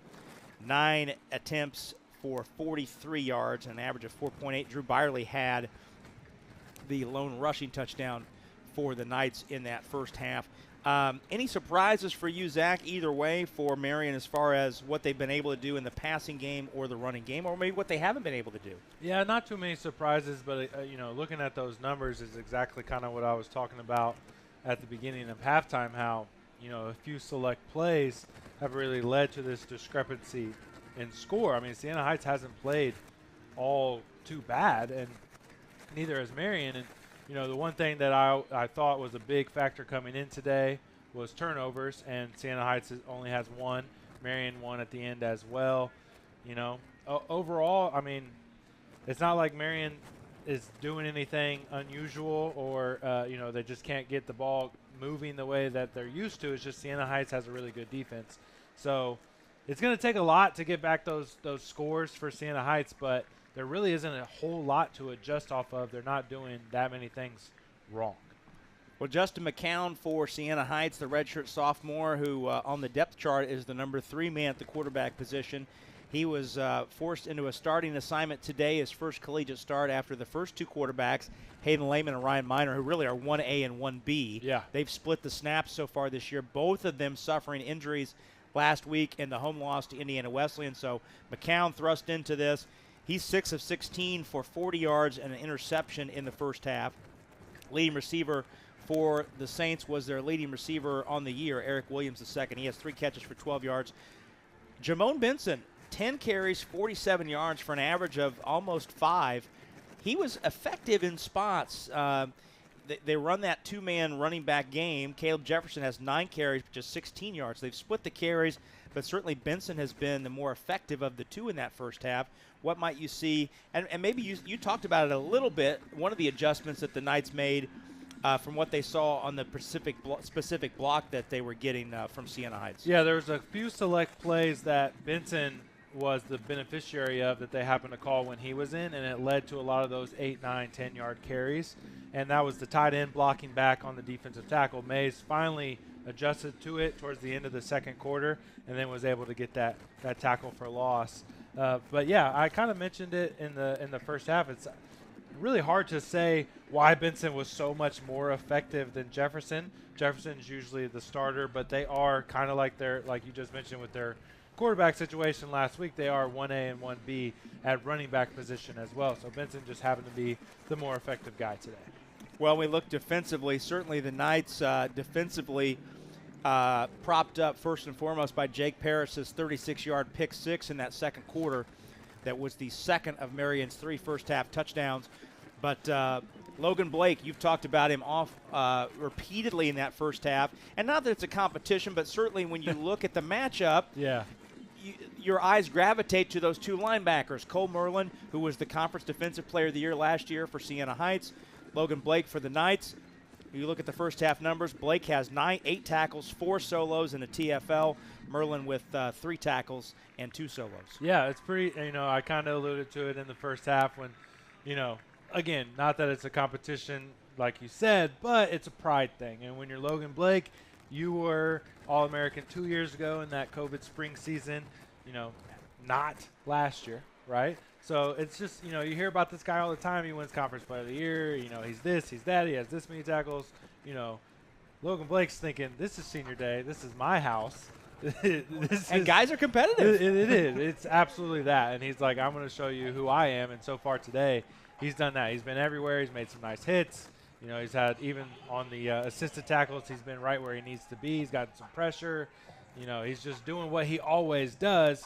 The numbers are, I kind of mentioned this before as well, the numbers tackle-wise are the way they are because 5 games this year, Logan Blake didn't even play in the fourth quarter. So, it's a sense of pride for him, and he's played a really good first half. Well, the Knights lead it 24-0 over Siena Heights here at the break. We'll take another break. When we come back, we'll take you up to the start of the third quarter. All that is next as you're watching Marion Knights football on the ISC Sports Network and Comcast 81.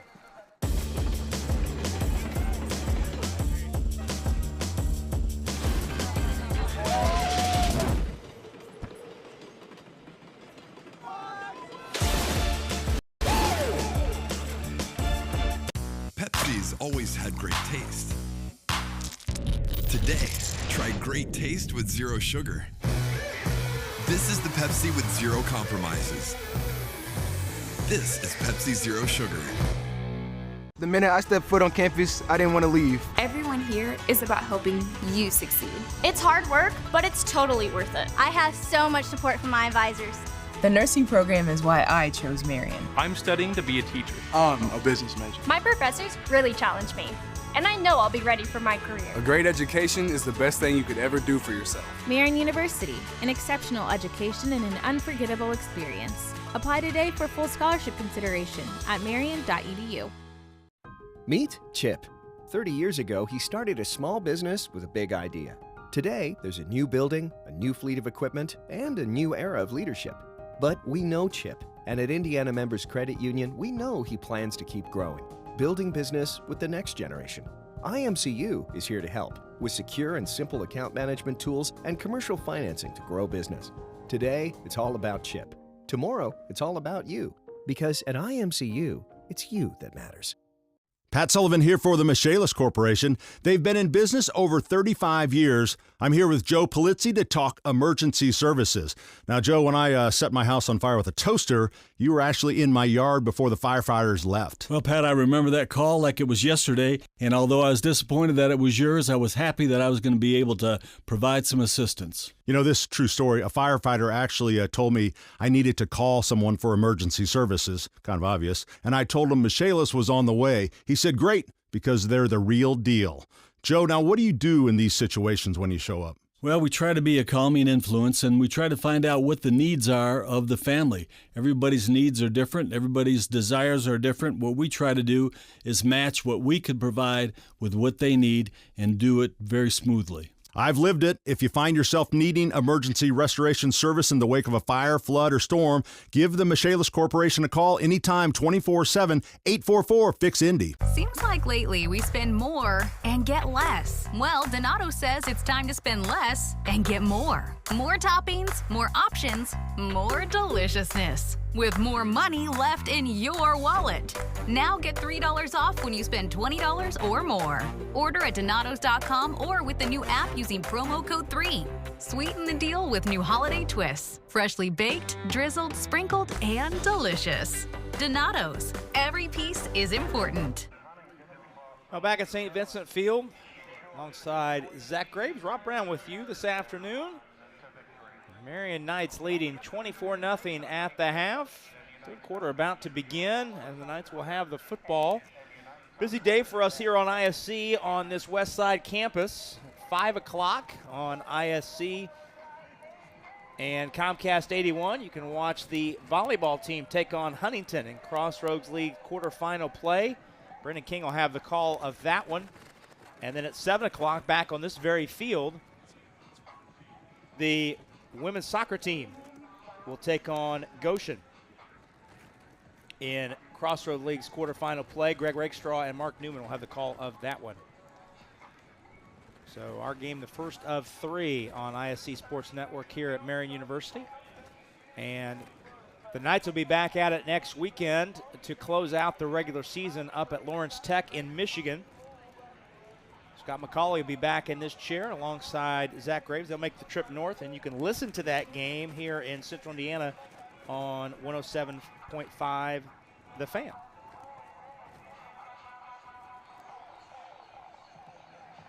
Some big plays for Marion in the first half. Pick 6, block punt, little bit of everything. Look at that pancake. Oh, so pretty. I could watch that all day on loop.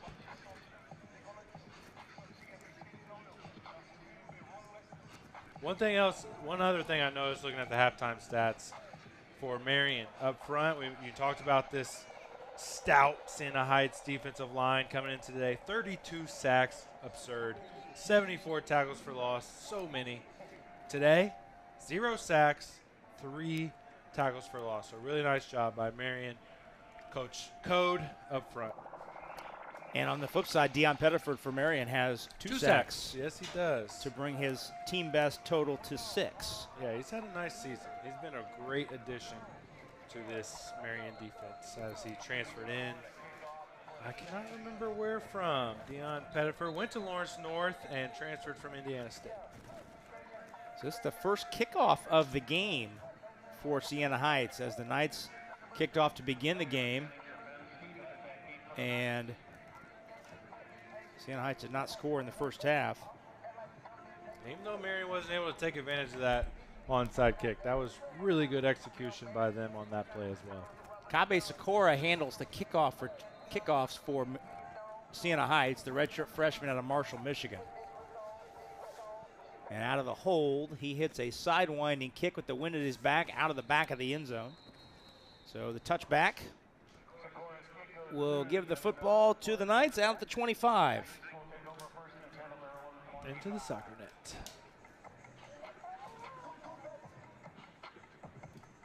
$24-0 is our score.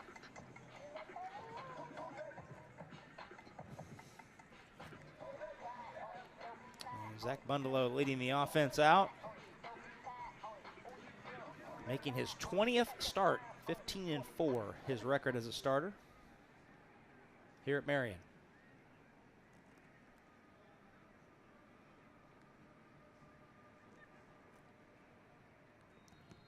Turns the hands to Hebler, and the whistles blow right at the snap.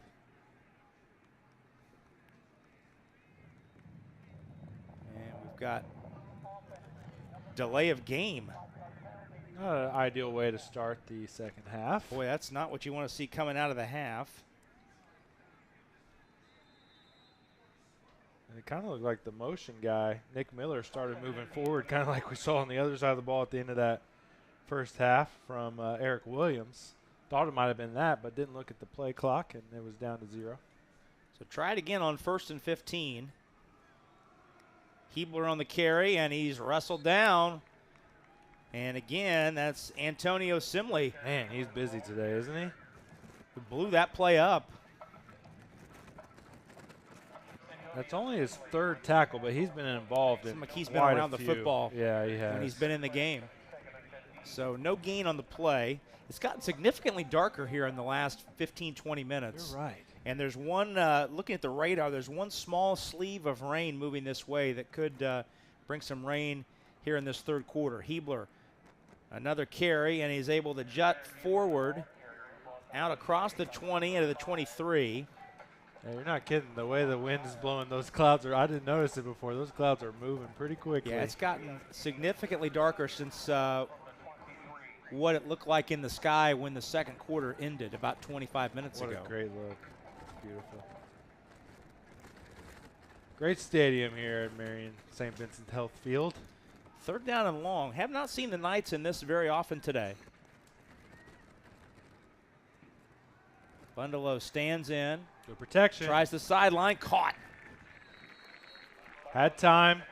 Able to step up and deliver that ball to Jalen Jennings for his 3rd catch of the season. Senior. Jennings ran that underneath route. Waited for Pressler to get upfield and then cut underneath it. And grabs it for the 1st down. He had a big one last week in a 2-minute drive, or 2 weeks ago against Concordia as well. Out to the 38 on that catch. Gain of 15 on the play. High snap. Bundalo gives to Hebler, charging straight ahead. Behind his line, picks up about 4 on the 1st down carry. Yeah, 1st down inside zone. Definitely a staple of this offense. When you're running behind Darren Dillon, though, it seems like any play can go for 5 or more. Senior number 72. Heck of a career here, following his brother who played in the NFL, Brandon Dillon. Carroll County. Gain of 3 on the play. Passing the flat to Hebler. Tried to cut inside, and he's cut under. Took a shot. Nice solo tackle out there by Cozy Goff. We've called his name a couple times today, coming up from that safety spot, the redshirt freshman. Yeah, he's 5th on the team in tackles coming in today, and look at that. Oof. Yeah, he got a running lick on Hebler. Man, that is a hit. Pickup of 1. 3rd down and 6. A little shake. He might be a little had to, shake out the cobwebs after that one. Man. 2 receivers left, 1 to the right for Bundalo. Play clock down inside 10. Bundalo looking left all the way, throws that way, and going up to get it in and out of the hands. Pass was high, incomplete, looking for Jennings, and it was broken up. Yeah, a little bit of pressure on the outside by number 4, Vincent Walker. Heck of a spin move going against left tackle for Marion, Austin Jones. And then he's able to dip low and get just by those legs of Bundalo and kind of throws him off here. He's going to come from the top of your screen there. Spin move, beats him down low, and once he's at his legs, Bundalo, it's tough when you got a guy down there. You think about your knees. Not able to deliver it the way he wanted to. Soper punting into the wind. It's a low kick that gets held up. And I think the Saints jumped into the neutral zone at the snap. Yeah, had a flag at the beginning. So this may come back, and Soper may have another opportunity here. It was 4th down and 6, so the 5 yards would not give the Knights a 1st down. Would they go for it? Out toward midfield on 4th and 1? Maybe. They declined it. Oh, interesting. Yep, so the Knights declined it. They didn't want to give them the decision, yeah. You and I were the only ones that thought about it. Yep, that's right. So the Knights declined the penalty. and elect to just give the ball to the Saints where it is at the Siena Heights 24-yard line. All right, here you go. Down 24, first possession of the second half, wind at your back. You haven't played that bad. And if you're going to even give this a chance at coming back, this drive is crucial. Are they going to take a shot? I don't know. You would rather see, a couple first downs first before you take that shot. But, let's see if they can at least do that and pick up a first down and then go from there. You would think, though, in general, that they'd have to be a little more aggressive here in the second half. Yes. Give the Jefferson on first down. Picks his way out across the 25 to the 26. That rain's coming in now, man. And about 5 minutes after we mentioned it, we see umbrellas popping up all around us, below us. Slanted, too. That wind is just whipping it in the there. rain is coming down in sheets at about a 45-degree angle. Pick up a 4 for Jefferson on that first down carry.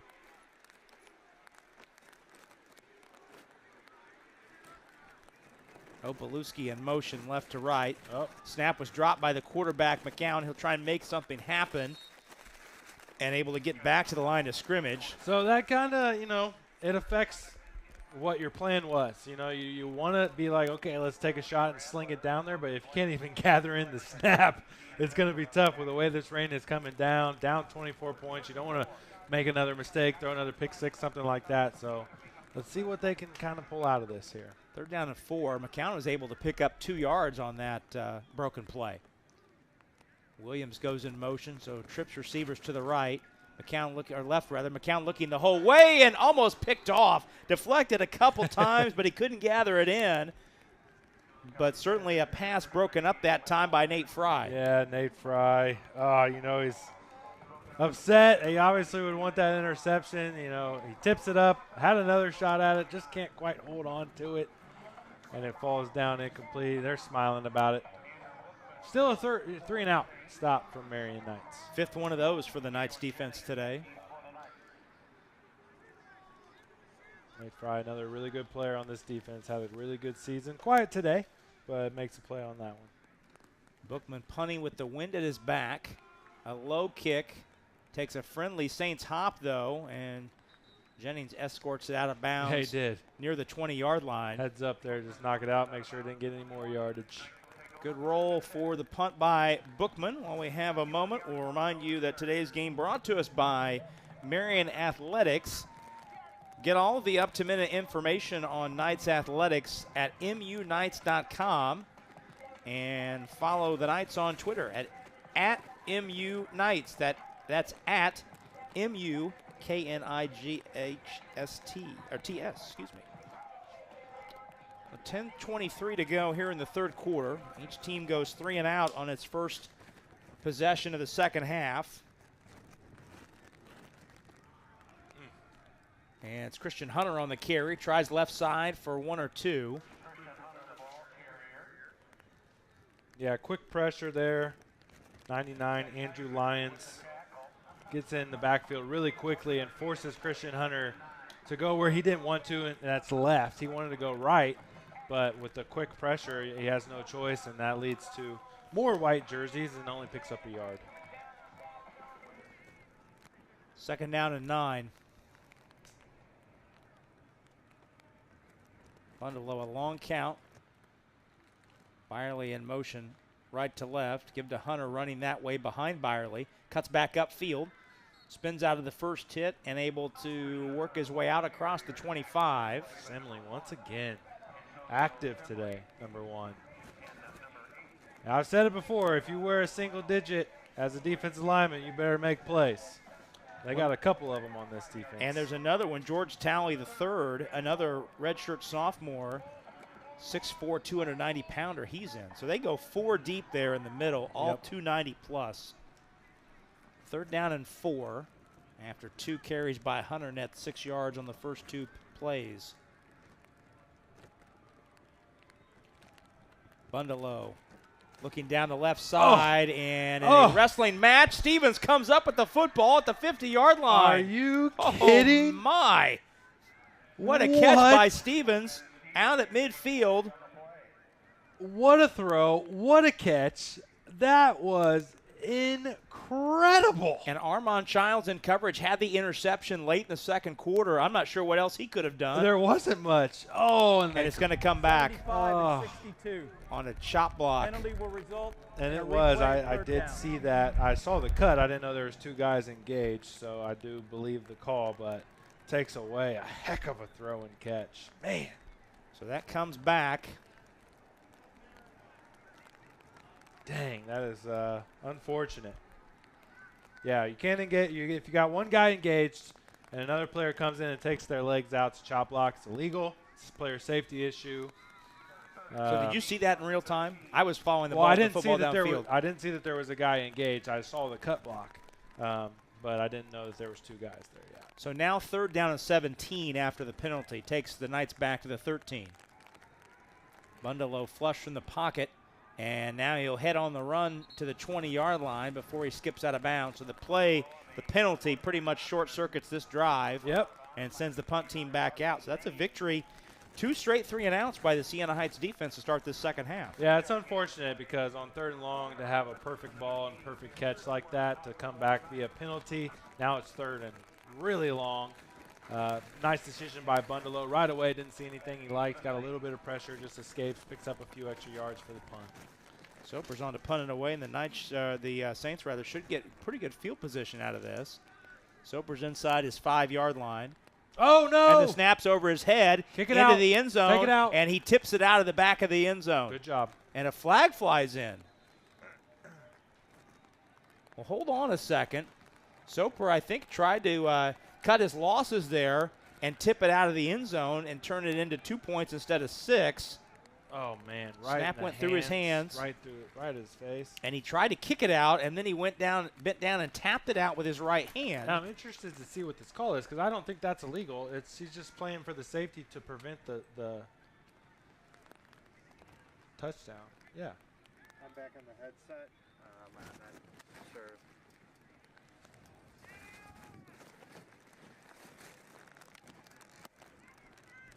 So he threw the flag, but the result is the same.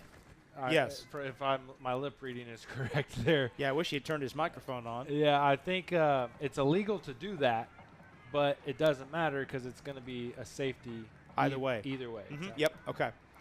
So the bad snap results in 2 points on the board for the Saints. There goes the shutout. So 24-2 is our score, and the Saints will get the football on the free kick from the 20. And I'm not sure if they'll get yardage from that penalty on the kickoff because we couldn't hear. Oh, that's a good point. I hadn't considered that. Might be 5 or 10 extra yards where they have to kick it. And it does look as far back as they are that might be the case. Well, the free kick, though, comes from the 20 after the safety. Okay. Yeah, that's by rules, and the umpire stands at the 20. So yeah, it looks like no effect on that penalty. Yeah. Result is the same. 2 points for Siena Heights. Well, and Soper cut his losses and saved 4 points. It's better to hop on it and get, jumped on.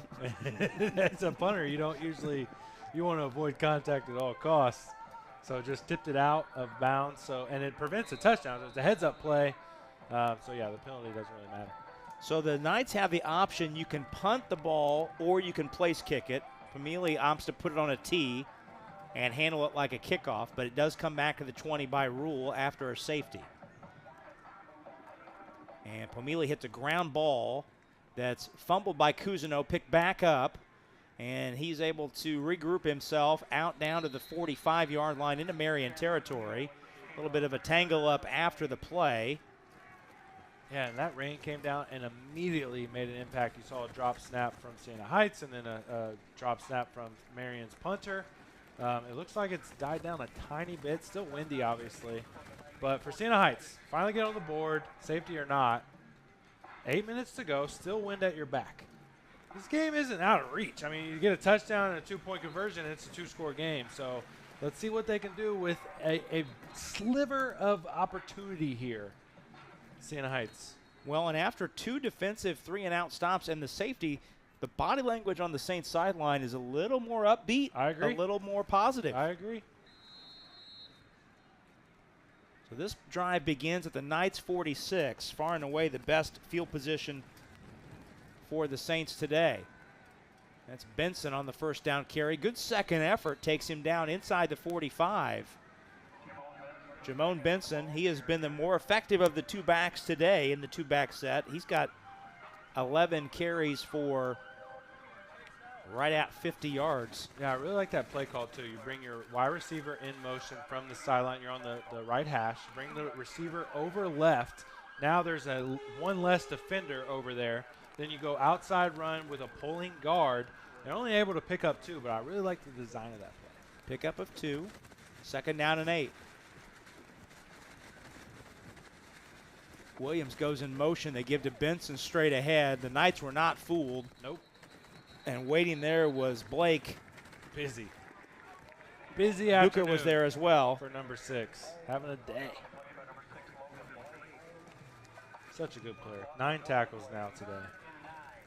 Loss of 1 on that play, so give him a TFL, the boot, his second of the day. He's got a pair of calves that are the bigger, one of the bigger pairs of calves I've ever seen in my life, too. Like 15-pound, 25-pound barbells. I mean, he is a strong dude. Third down and 9 at the Knights 45. 2 receivers to the left and 1 to the right. Cousineau goes to the right as well. Looking that way, and a nice throw and catch.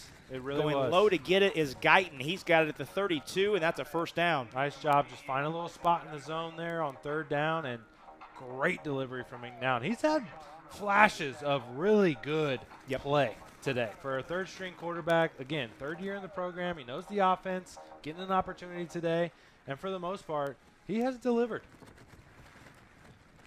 So the first down for the Saints to the 32 of Marion.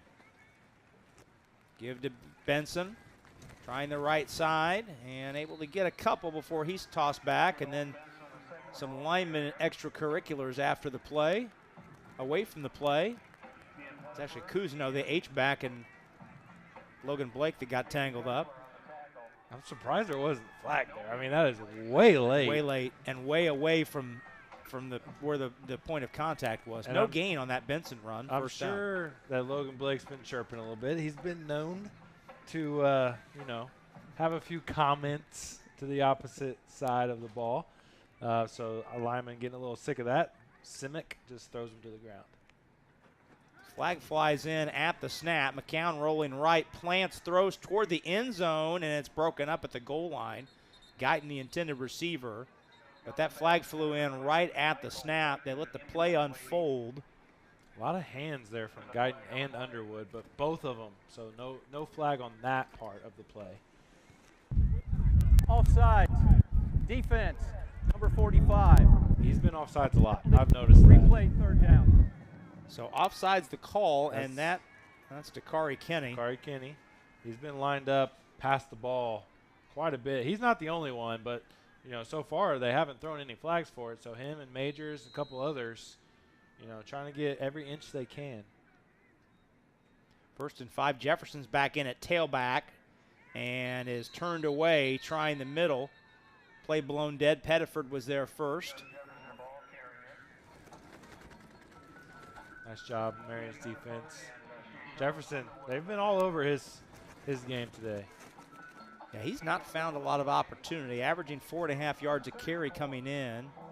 Just over 500 yards in 8 games. Yeah, big running back too, 6'1", 210 pounds. See there, number 5. So 3rd down and 4. Was 2nd and 5 after the penalty, after the offsides. 3rd down and 4 at the Marion 26. McCown with time, looking left, has Jefferson in the flat, and he works his way out to the 20. That should be enough. Yeah, he got to it. move the chains. It is. Nice job there. Just a little running back flat route. No one picks up number 5. Nice delivery from McCown. And you see Blake is late to him where he was lined up at middle linebacker. He got that quick start on the running back out pattern, and nice delivery from McCown, able to pick up the first down. Football in the Ortho Indy red zone inside the 20. First time the Saints have gotten there today. And the snap is dropped. McCown picks it up. Try to get back to the line of scrimmage. He can't. Just cutting his losses to the best he can. Trevor Adler got in there first. Yeah, it's a couple times now. It was low. It was low. Unable to gather it. Tries to get what he can. Adler and Bucher bring it Bucher down. was there too. Number 33. So loss of 3 on the play, back of the 22. Yeah, and again, every time they get moving forward, they have that one play that loses 2 or 3 yards, and then they kind of crumble. Let's see if they can bounce right back from that. 24-2 our score. 3.5 minutes to go, third quarter. Marion has led throughout today. McNown steps up, looks, guns it into an open space. It's caught. It's a great job. Caught sitting down in the open spot of the zone was Guyton, and he made the catch down to the 11, setting up third down and short. I mean, pocket awareness from McCown today has been one of his best attributes of his game so far. He's been able to step up, and all his good passes have been on those step-ups. McCown under center for the first time today, and he's able to work his way forward right at the line to gain. Looks like a favorable spot. Yeah, nice job. He got an extra yard there after the first down on the quarterback sneak. Again, big dude. Listed at. Yeah, he's 6'4", 225. That's a big dude. Yeah, it's good size. Yeah. And normally you don't see teams put the quarterback under center when it's more than 4th and 1. That was third and a long too. It was, yeah. So he had a long way to go there on the quarterback sneak, but he got it, setting up 1st and goal for the first time today for the Saints. 1st and goal at the 8. Trying to take advantage of this opportunity. Count all day to throw, and he airmails it through the back of the end zone right into the kicking net. Yeah, nice job. Incomplete. Marion's defense down here inside the 10. The zones get tighter. And Marion just, covers everything up. Nowhere to go with the football. McCown, instead of trying to force it, just gets rid of it out of the back of the end zone. 2nd and goal. Siena seeking its first touchdown of the day. A few subs come in for Marion. 2 points coming from the safety right before this possession. Flag flies right at the snap. I think we will have procedure on the Saints. Yeah, they keep hurting themselves here. Trying to move it on this drive. They've done a nice job. Got it all the way down inside the 10, and false start moving back 5.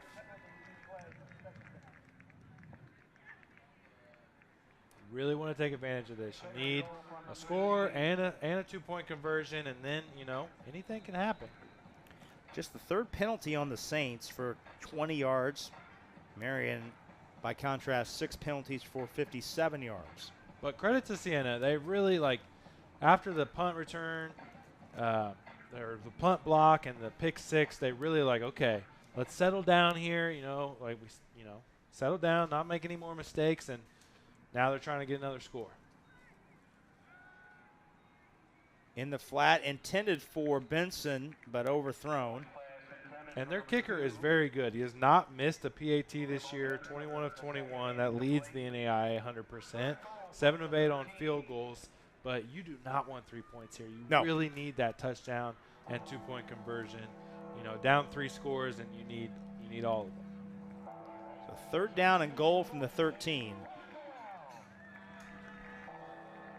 At this point in the game, with just less than 2.5 minutes to go in the third quarter, this might be 4-down territory, depending upon what they get here on 3rd down. Agree. There you go. And they give to Benson.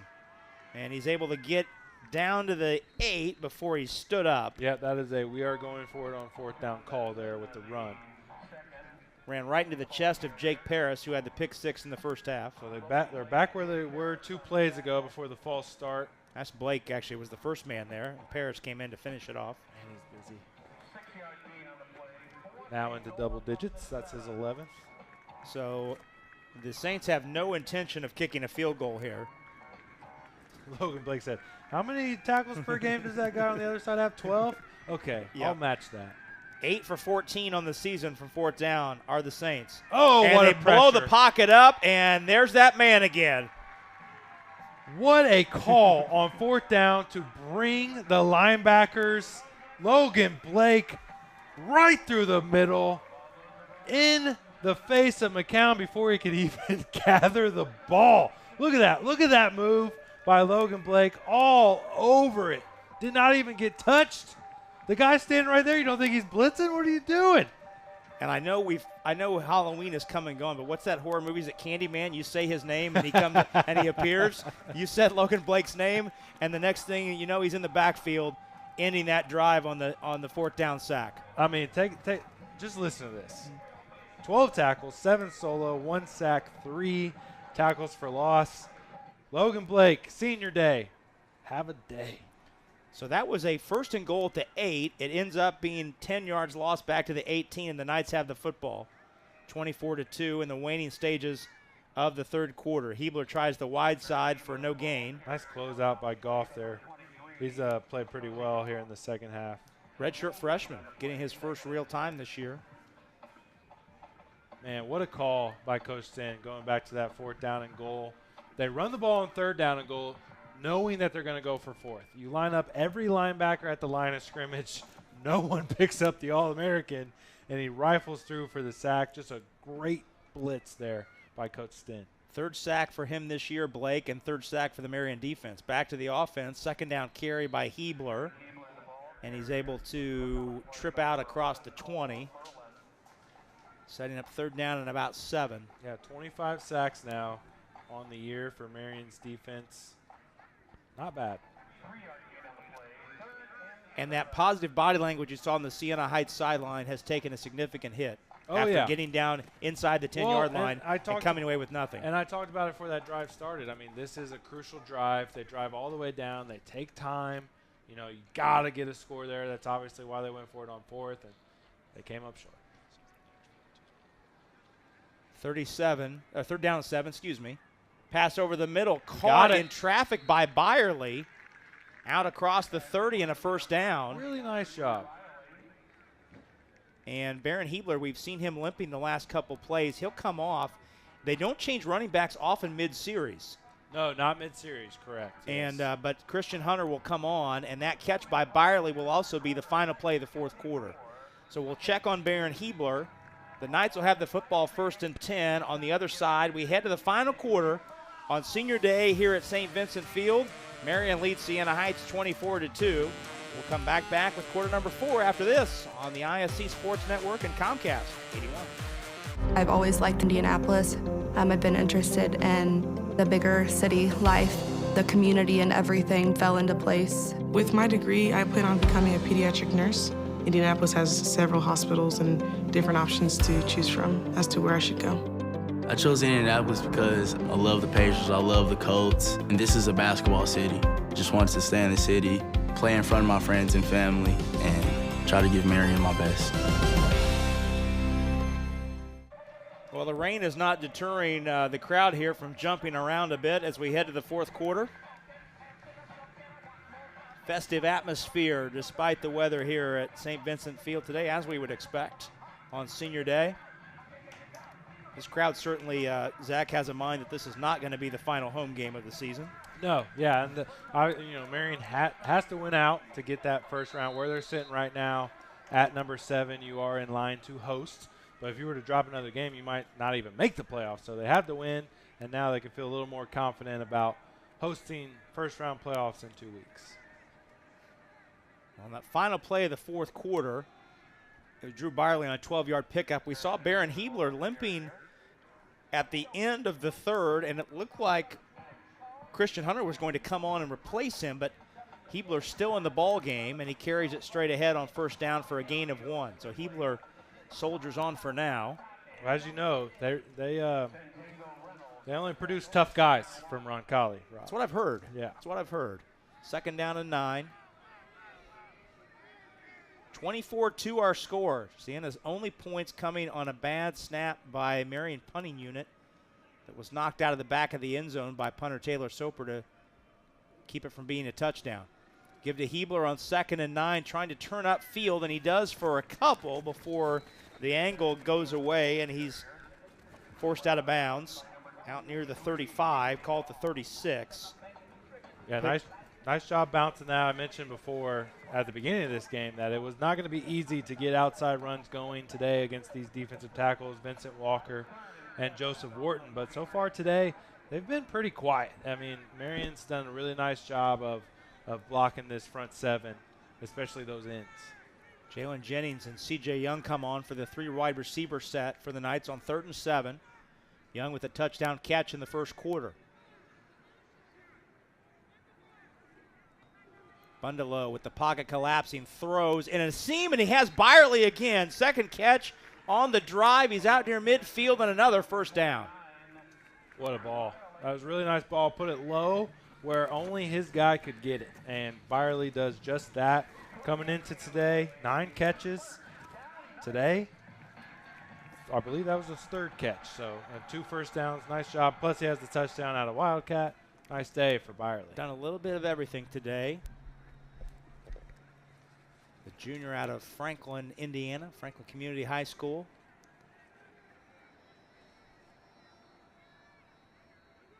Give to Hebler on 1st and 10. Accelerates into the linebackers. Good run by Marion. His really best good run of the second half. Really good run.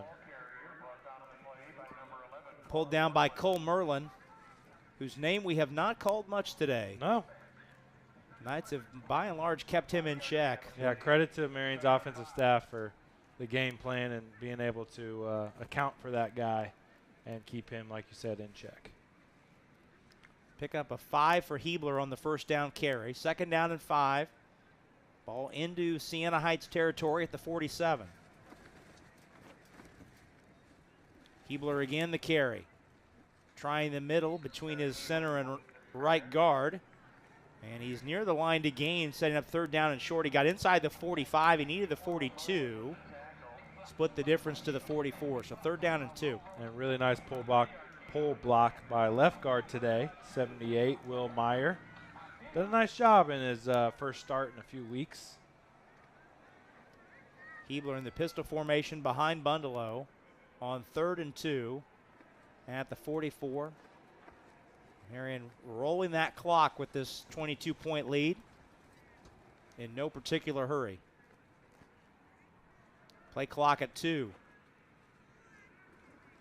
Just barely got that off. Hebler accelerates, seeking the line to gain. It's close, and the side judge coming in from the visiting side. Looks like they're going to spot him about a foot short. Yeah, he's got him short. If you go by that, the angle in which the side judge is approaching, and it will indeed be 4th down. Decision here.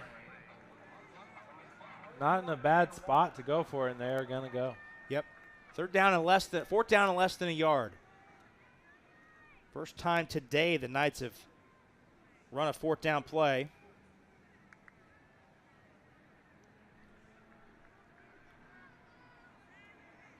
Two tight ends in the ball game.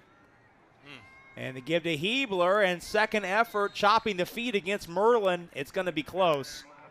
And I think that second effort and the spin by the shoulders might have gotten him what he needed. And there was some leakage right away off the right side of the line. Wharton, number 12, gets in really fast. Hebler does not like the spot. Play was going left, tries to get that extra push, and they're going to measure it. That was close. Calling for the chains. Hebler's come off the field. The offense is still on the field as Christian Hunter has come on. But Hebler, I don't know if he was frustrated with the spot or the fact that he's come out, or maybe both. Yeah, it could be. Yeah, that was where it's spotted. It's hard to tell. I think that very might close. Be short. Very close. So the chain's coming out for the first time today. 42-yard line approximately is the line to gain. That's right about where the football sits. And our referee waiting. Byerly's going to block us. And he got it by a nose. Oh. Yep, just by a nose. Wow. It's right there. Look at that. It's right there on the marker. You cannot be any closer and still get it. No, you can't. That is as close as it gets. Wow. Wow. Nice job. Good pickup. So the first time today the Knights go for it, they get it. The drive continues. Christian Hunter's in at tailback to give Hebler a spell. Barron's at 20 carries so far today. Yeah, busy day. Last game at Concordia was his first 100-yard game of the season. Yeah, Hunter went out with an injury in the second quarter, and it was all Hebler from there. Stevens in motion, left to right. Give to Hunter. And he spun down in the backfield on a nice solo tackle by number 5, Armand Childs, who's been busy. He had a pass break up and an interception in the first half. Yeah, not even listed on the 2 deep. Must have done enough in practice this week to earn some extra playing time, and he has delivered. Senior out of Byron, Georgia, and a transfer from Kansas Wesleyan University. Another NAIA school. Loss of 2 on the play on that Child's tackle. Hebler's back in at tailback for the Knights.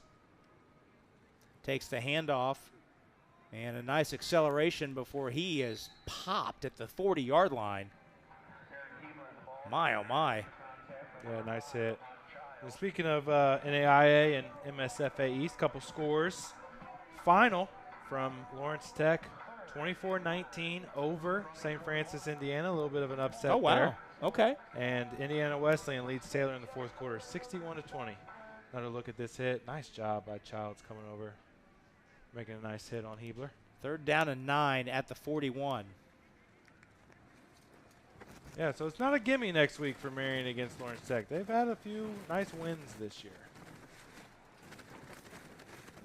Stands in, throws, caught by Stevens. Trying to make a move to get to the line to gain, and he does. He's still on his feet. Are you down kidding? To the 20.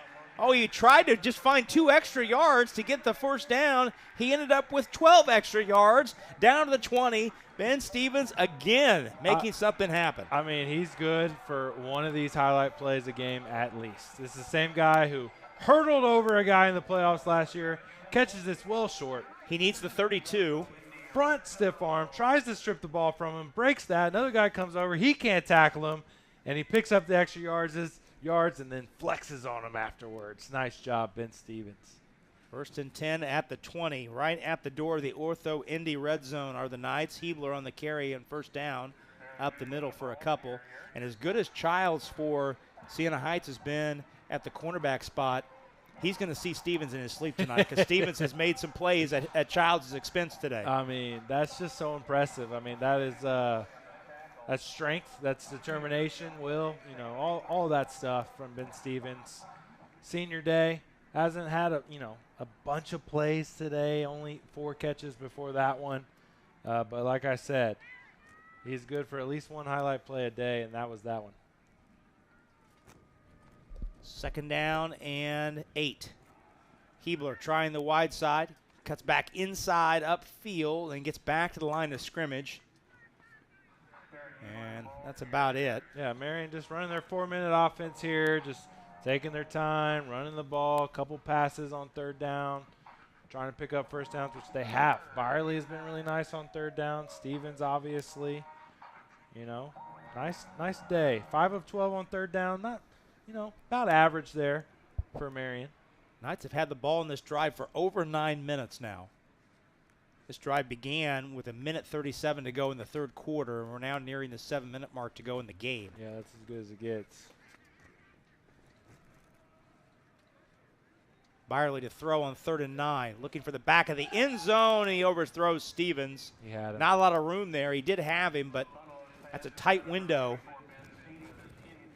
And you wonder, Zach, on these plays throwing with the wind, if that ball sails on you a little bit. Because a lot of those throws that we've seen to that north end zone with the wind at the back have been over a guy's head. Yeah, and I'm wondering if they strategically put the lacrosse net and the soccer net back there to catch those balls that are overthrown. It's not a bad idea. But, yeah, we've seen it a few times today for sure. So Pamela is on to try his 2nd field goal of the day. He's 1 for 1. This will be a 36-yarder from the right hash. Close. Pressure coming in with the wind at his back, and he missed it. Yeah, he did. He missed it wide to the right. So Pamela, who came in 2 of 2 this year, between 30 yards, 30 and 39 yards, misses that one from 36 after hitting one from 41 in the 1st quarter. So no points, but a lot of time on that possession, and that's exactly what Marion wanted to do here with a 22-point lead. Now Siena, 7 minutes to go, still down 3 possessions. Going to take quite a bit. Missed field goal brings the ball to the 20.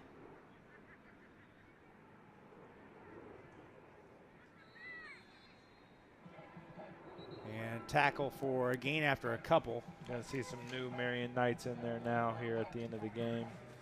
Cuevas, number 21, is back from his injury after being out a few weeks. I see Lockett in there as well. That was Benson, Jamone Benson on the carry, picked up 3. 2nd down and 7. Felton in there on senior day, number 20 at cornerback.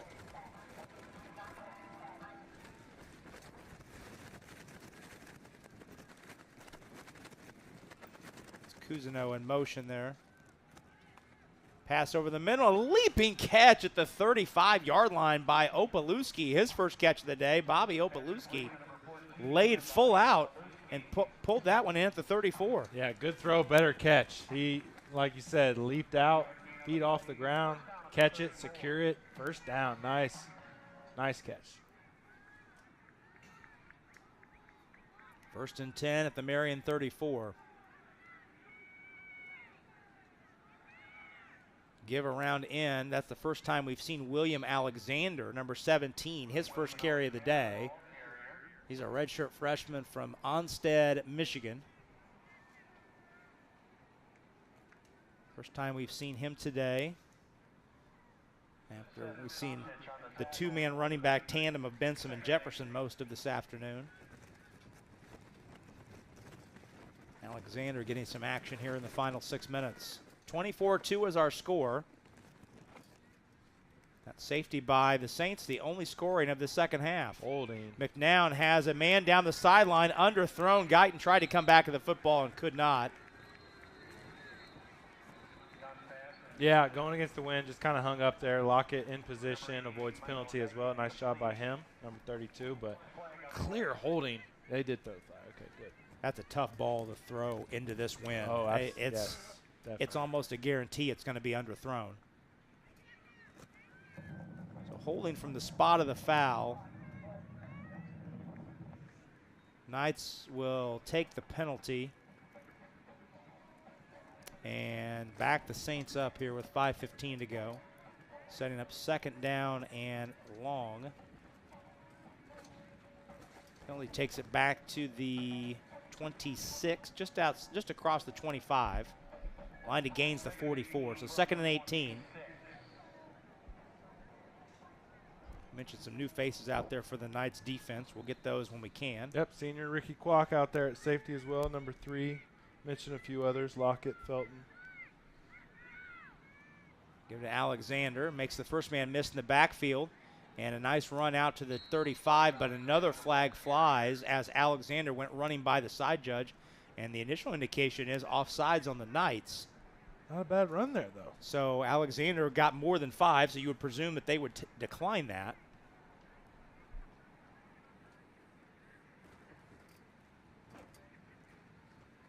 Sand Creek. Waiting for the indication. Onsted, Michigan. Not bad. Coming in, number 17. Making some nice plays. And they're discussing over there with Matt Cohn what he wants to do. And they want to take the yardage and keep the down. Yeah, so only a couple extra. I don't disagree with Yeah, it was an 8-yard carry, so you could take the 8 yards and go to 3rd down, or take the 5 and keep it 2nd. So that's what they'll opt for, 2nd and 13 versus 3rd down and 11. So penalty accepted. Ball at the 31-yard line of Siena Heights. 5 minutes to go. Leaves blowing around everywhere here, as has been the case throughout most of the afternoon. Play action. Throwing the flat. Opalewski, the intended receiver, and the ball sailed on McCown, incomplete. Yeah, you see the way the wind's going. It just got a hold of that and whipped it out of bounds. No chance at the completion.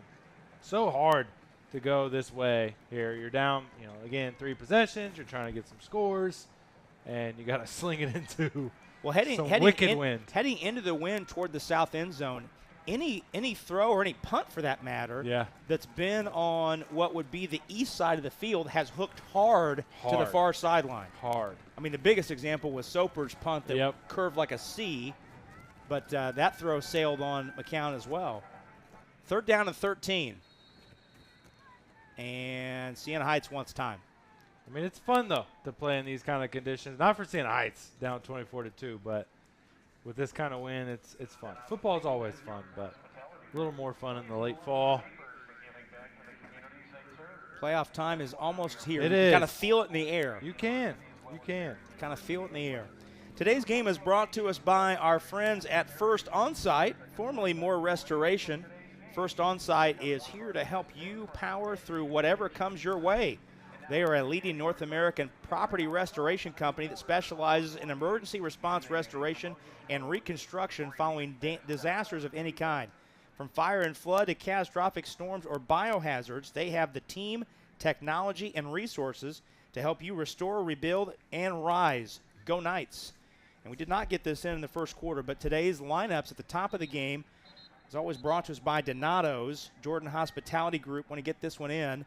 Donato's Pizza and Jordan Hospitality Group believe in loving their neighbors and giving back to the communities they serve. That's why they are proud to support both Marion University as well as Marion University Athletics with 20 locations throughout the greater Indianapolis area.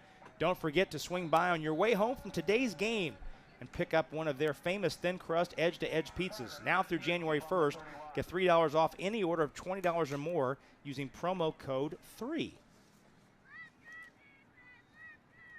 They're down and 13. Ball in the flat, caught and immediately tackled. That's the tight end Cousineau.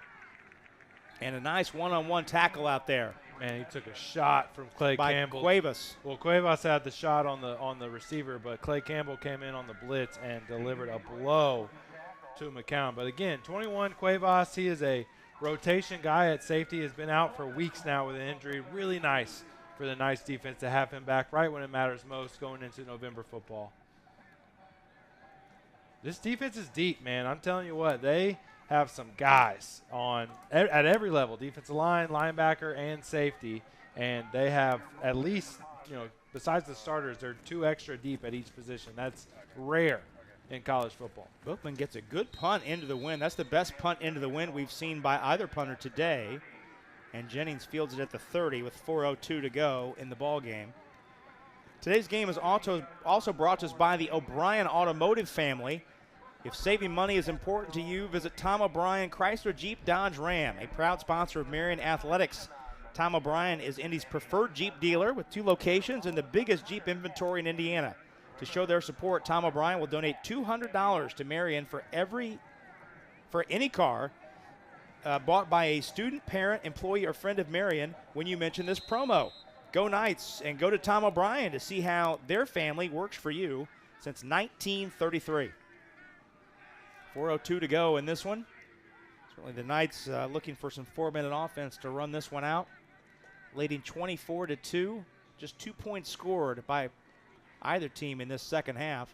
Christian Hunter straight ahead. Goes right into a wall of white shirts for a gain of 1. And that's a great point that you bring up. Only 2 points for either team. Yes, the weather conditions are what they are, but I kind of was going into that at halftime, how Siena Heights was like 2 or 3 plays away from this being a 7-point game. They had the special teams plays and the pick 6 really just kind of opened this up a little bit.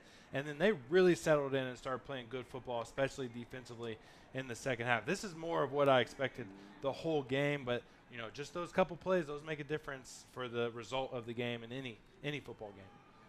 Hunter again the carry. This time he tries the right side and able to get ahead for about 3 before the pile is blown dead. Clock continuing to roll. 3 minutes to go. 24-2 the score. Knights will improve to 7-1 on the year. 5-1 in the conference. Saints dropping to 4-5 and 3-3 in the conference play. Yeah, and the way the bracket or the standings are shaping up, there is a possibility that the Marion Knights, depending on who they get first round, could end up getting a rematch against Indiana Wesleyan in the second round, which would be really exciting. Lost here in early October at home. They would be at Indiana Wesleyan for that. That could be fun. And timeout. Timeout called by the Knights. Play clock was running low on 3rd and 6, so the Knights called timeout with 2:32 to go. We'll stay here. So one more next week against Lawrence Tech on the road. And Siena Heights finishes at Taylor. To finish my thought on the Saints and how their season will conclude, they end up with 2 road games after losing at home to Indiana Wesleyan last week. But if Marion takes care of business next week against Lawrence Tech, they will be hosting, as we mentioned before. They'll be around, there could be some teams that end up losing there at the top of the standings and could push them a little higher. And because Indiana Wesleyan is so close to them, they're both in the top 8, they wouldn't get them in the first round because NAIA likes to match up sometimes by location, so there's not a lot of travel and stuff. But could be on a crash course for a second round against Indiana Wesleyan. And there is also a chance that Marion could host St. Xavier from the west side of MSFA, who is leading the West. So we'll find all that out a week from tomorrow after the selection show. And St. Xavier beat the Siena Heights team 24-21. That was a good game. In week 2. That was a really good game. And now what's the call? Siena Heights calls timeout. Yeah, for Marion fans, they know there's been a heated rivalry against St. Xavier for a long time. And unfortunately, they haven't played a regular season game in too long, honestly. It used to be such a great rivalry, and when the West Sides plays the East Side's teams, you kind of go on rotation based and try to get everyone in, over the course of a few years. So Marion played St. Francis, Illinois, Olivet Naz, and a few others from the other side, but hasn't played St. Xavier in a long time. So that could be a really fun matchup in the first round of playoffs as well. Like I said, we won't know anything officially until the selection show a week from tomorrow, but it could shape up to be some fun matchups rivalry-wise for Marion. And I didn't have a chance to get to it at the time you mentioned it because we were in a third down scenario, but are you surprised at all that Lawrence Tech beat St. Francis today, 20-19? Not too much. St. Francis still, first year of new coaches. They benched their quarterback 2 weeks ago, so they have a true freshman starting. Probably just hasn't found his footing yet. And Lawrence Tech has been tough this year. They're not a easy beat as they have been the last couple years. So, yeah, no, I'm not surprised at all. 3rd down and 6 out of the 2 timeouts, one called by Marion, one called by Siena Heights. Ball on the 34-yard line. 2:32 to go. Bundalo gets Hunter arranged to his right. Looks right, throws underneath, caught. Great job. Caught on a quick slant and catch by C.J. Young. Yeah, quick pass. No, it's a 0-step drop. Just flip those hips from Bundalo. Quick slant from C.J. Young.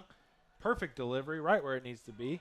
Picks up the first down. Great job by Bundalo and C.J. Young. How reliable is Young as a third receiver to come in on those third downs? He's been really nice today. He had the long touchdown catch. He's a great blocker.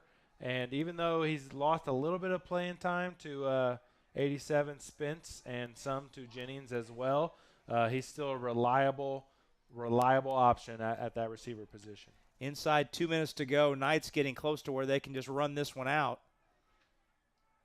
Hunter on the first down carry. Works his way ahead for about 3 near midfield. Yeah, yardage-wise today, looking at the stats, not the most impressive.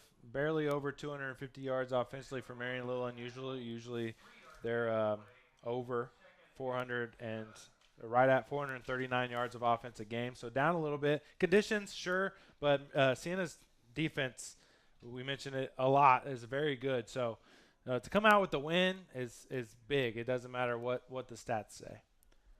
So 1:15 left. 2nd down and 6. Knights potentially only have to run one more play. Ball right out to midfield as Hunter picks up 3 more. Win is a win in football, in college football, MSFA East especially. You'll take it any way you can get it. Play clock is about 30 seconds ahead of the game clock on 3rd and 4. And if the Knights sequence the clock correctly, this would be the last play that they have to run. And Bundalo in no hurry lets the play clock get down to single digits as he glances toward the bench. Yeah, you're right. This should match up perfectly unless they're going to take a timeout there. Yeah, they'll let it run all the way down. So now the play only needs to take 2 seconds to be the last play. So So 27 seconds. Knights take time. We'll keep it here. Well, as soon as the game concludes, we'll take a break and come back on the post-game show. We'll wrap it up. We will look at today's stats. Are we going to talk to Mark today or no? We will have a post-game chat with Coach Henniger. That was confirmed pregame, I believe. And we don't formally hand out a sponsored player of the game, but if we did, I think I have an idea who it might be. Who you got? I think he wears number 6. Yeah, I don't disagree. That would be my guess. Yeah, I don't disagree. I realize I'm the new guy here, but I think it was number 6. No, and it's honestly one of his better games of the season. He has, as a fifth-year senior, sometimes that bye week is all you need to really feel real good coming into that next game. And again, we talked about it a little bit before the game started. Couldn't come at a better time towards the end of the season before 2 weeks remaining, so you have a couple more games, so you're not out of the bye week going into the playoffs.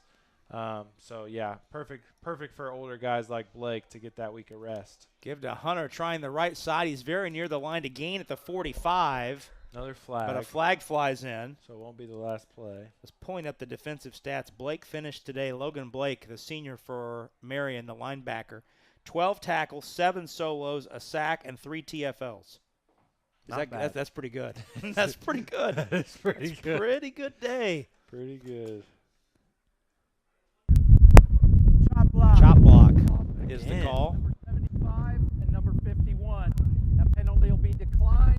We'll play 4th down.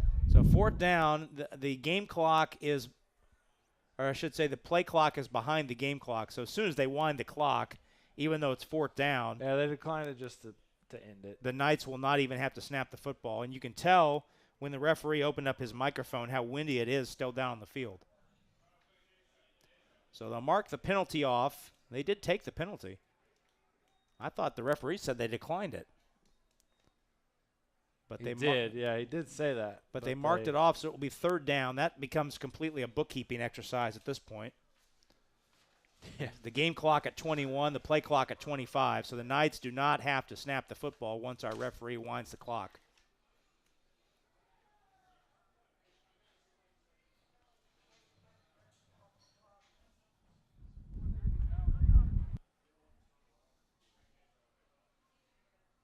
So 3rd down, and the Knights are aligning themselves in what some say is the best formation in football. That's the victory formation. Reset.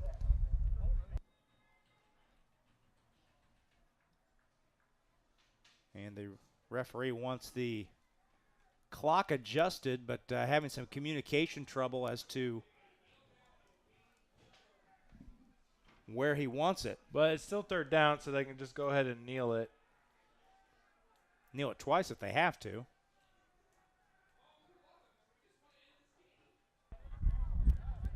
Correction. Please place 21 seconds on the clock. 21 seconds. Come on. We just want to get out of here at this point. The clock on the snap. So 21 seconds on the game clock. That's where it was a minute ago, and then all of a sudden it said 11.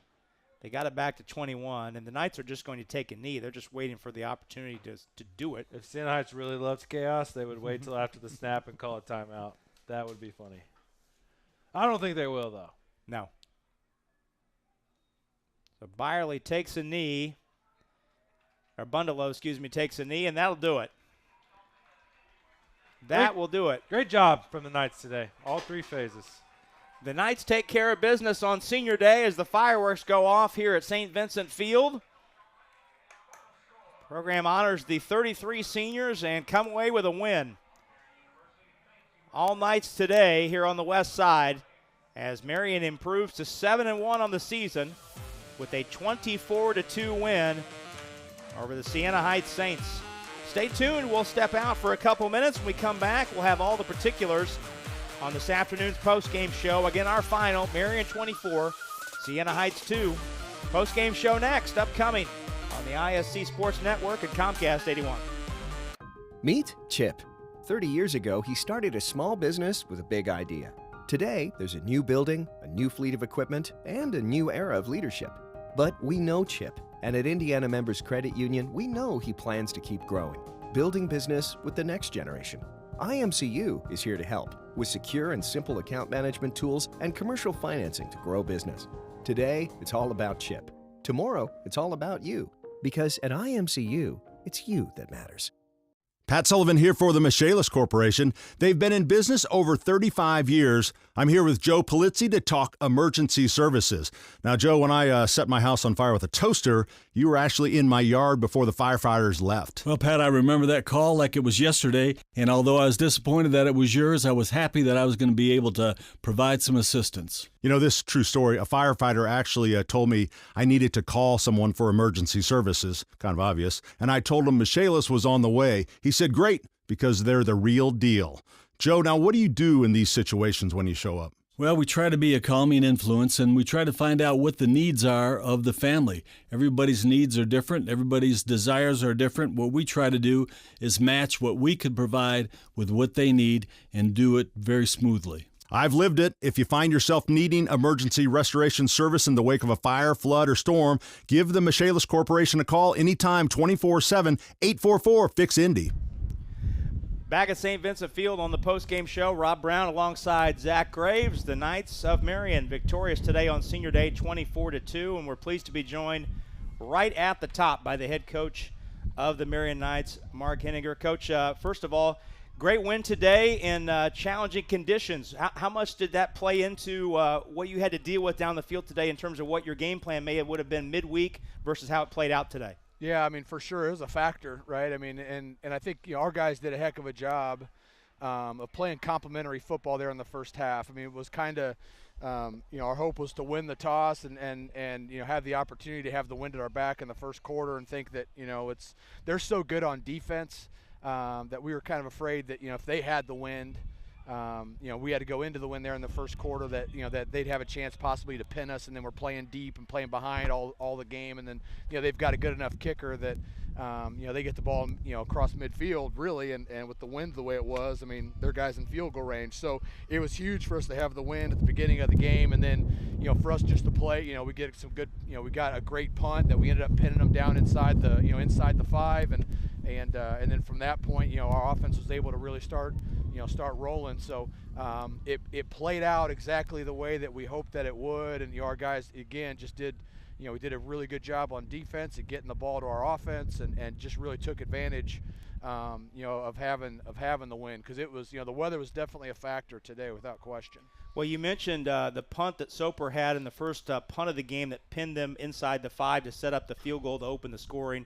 How much did the special teams play in your favor in that first half when you throw that in with the punt block that set up the red zone score? Yeah, I mean, for sure. I mean, it was, we told our guys that, obviously special teams are always important. They're always important, and we emphasize that here. But, when you play against a team like that with a defense as good as their defense is, I mean, we knew that it was going to be, we were going to have to be opportunistic on offense. We're not just going to be able to roll up and down the field. And so, when you find yourself in a game like that, I mean, the hidden yardage behind the, the special team game becomes critical. So obviously that huge punt, was big. I mean, being able to hit the field goal, get points, on that drive, with when we had them set up there with the with the punt inside, and then the punt, the punt block was big too. So we kind of figured that, when they got the wind at their back, that guy was going to launch it. So we kind of felt like, hey, we need to come after it here and see if we can't, the thing that you don't think of is, the wind at your back when you're punting, but that long snapper is snapping into the wind, and so, that's what happened on the one that we blocked. The snap kind of fluttered a little bit and got held up in the wind. That gave our guys a chance to get back there. So it was huge. I mean, it was complimentary football. You got to win in all 3 phases, and we did a great job of that, in the first half there. And then our defense, we were able to just ride our defense out in the second half, and the game played out exactly the way we kind of hoped it would. Coach, great win today against a tough opponent. Siena Heights is never easy to win, and then you factor in the weather and all that. Also, Senior Day. And, you had a lot of seniors, and one in particular I want to ask you about, Logan Blake. 12 tackles, 3 for loss, 1 sack. Was there any extra motivation for him going against another All-American on the other side, or is that just Logan Blake being Logan Blake? Yeah, well, it's Logan Blake being Logan Blake, but, to think that he went out there today, without that being on his mind, you'd be crazy. Right. There's no doubt that, and Cole Merlin for them. I mean, that dude's a hell of a football player and has been for 4 years, 5 years, and he's all over the field. But we think our guy's pretty good too, and I think he went out there today and proved it. Coach, talk about, if you can, final question, what this group of seniors has meant to your program as a collective. Yeah, I mean, anytime, and I think it speaks volumes for the type of guys that they are. Speaks volumes for the type of program that we're fortunate to have here, and that you take 33 guys walk on senior day, and of those 33, I mean, over half of them, are guys that will never started a game here, So, in this day and age of the transfer portal and people tapping out and trying to find greener pastures, we got a bunch of guys here that care about each other, love playing football, and those 33 guys that those guys have sacrificed and been through. They've been through a ton. I mean, with when you go back to 2020 and COVID and all the uncertainty and playing in the spring, and so this group's really been through a lot, and it would have been easy for a lot of those guys to throw in the towel, and they didn't. They stuck it out, and I'm super proud to be associated with that group of guys. Well, Coach, great job today. Appreciate you spending some time with us, and have a safe and healthy and productive week next week, and safe travels up to Lawrence Tech next week. Yeah, hey guys, I appreciate it, man. We love November football. Thanks, Coach. That's Coach Mark Henninger of the Marion University Knights. Appreciate him taking a few minutes for us here to talk about this 24-2 win. Zach, I know you love what you saw from Logan Blake today and that Knights defense. Yeah, great job all around. Special teams, defense, offensively, they got the job done. Great win, another MSFA East win, and now close out next week. It was a pleasure, Zach. Enjoyed it. Enjoyed you being with us today. On behalf of our entire ISC Sports Network crew and Comcast 81, this has been Rob Brown saying so long, everybody.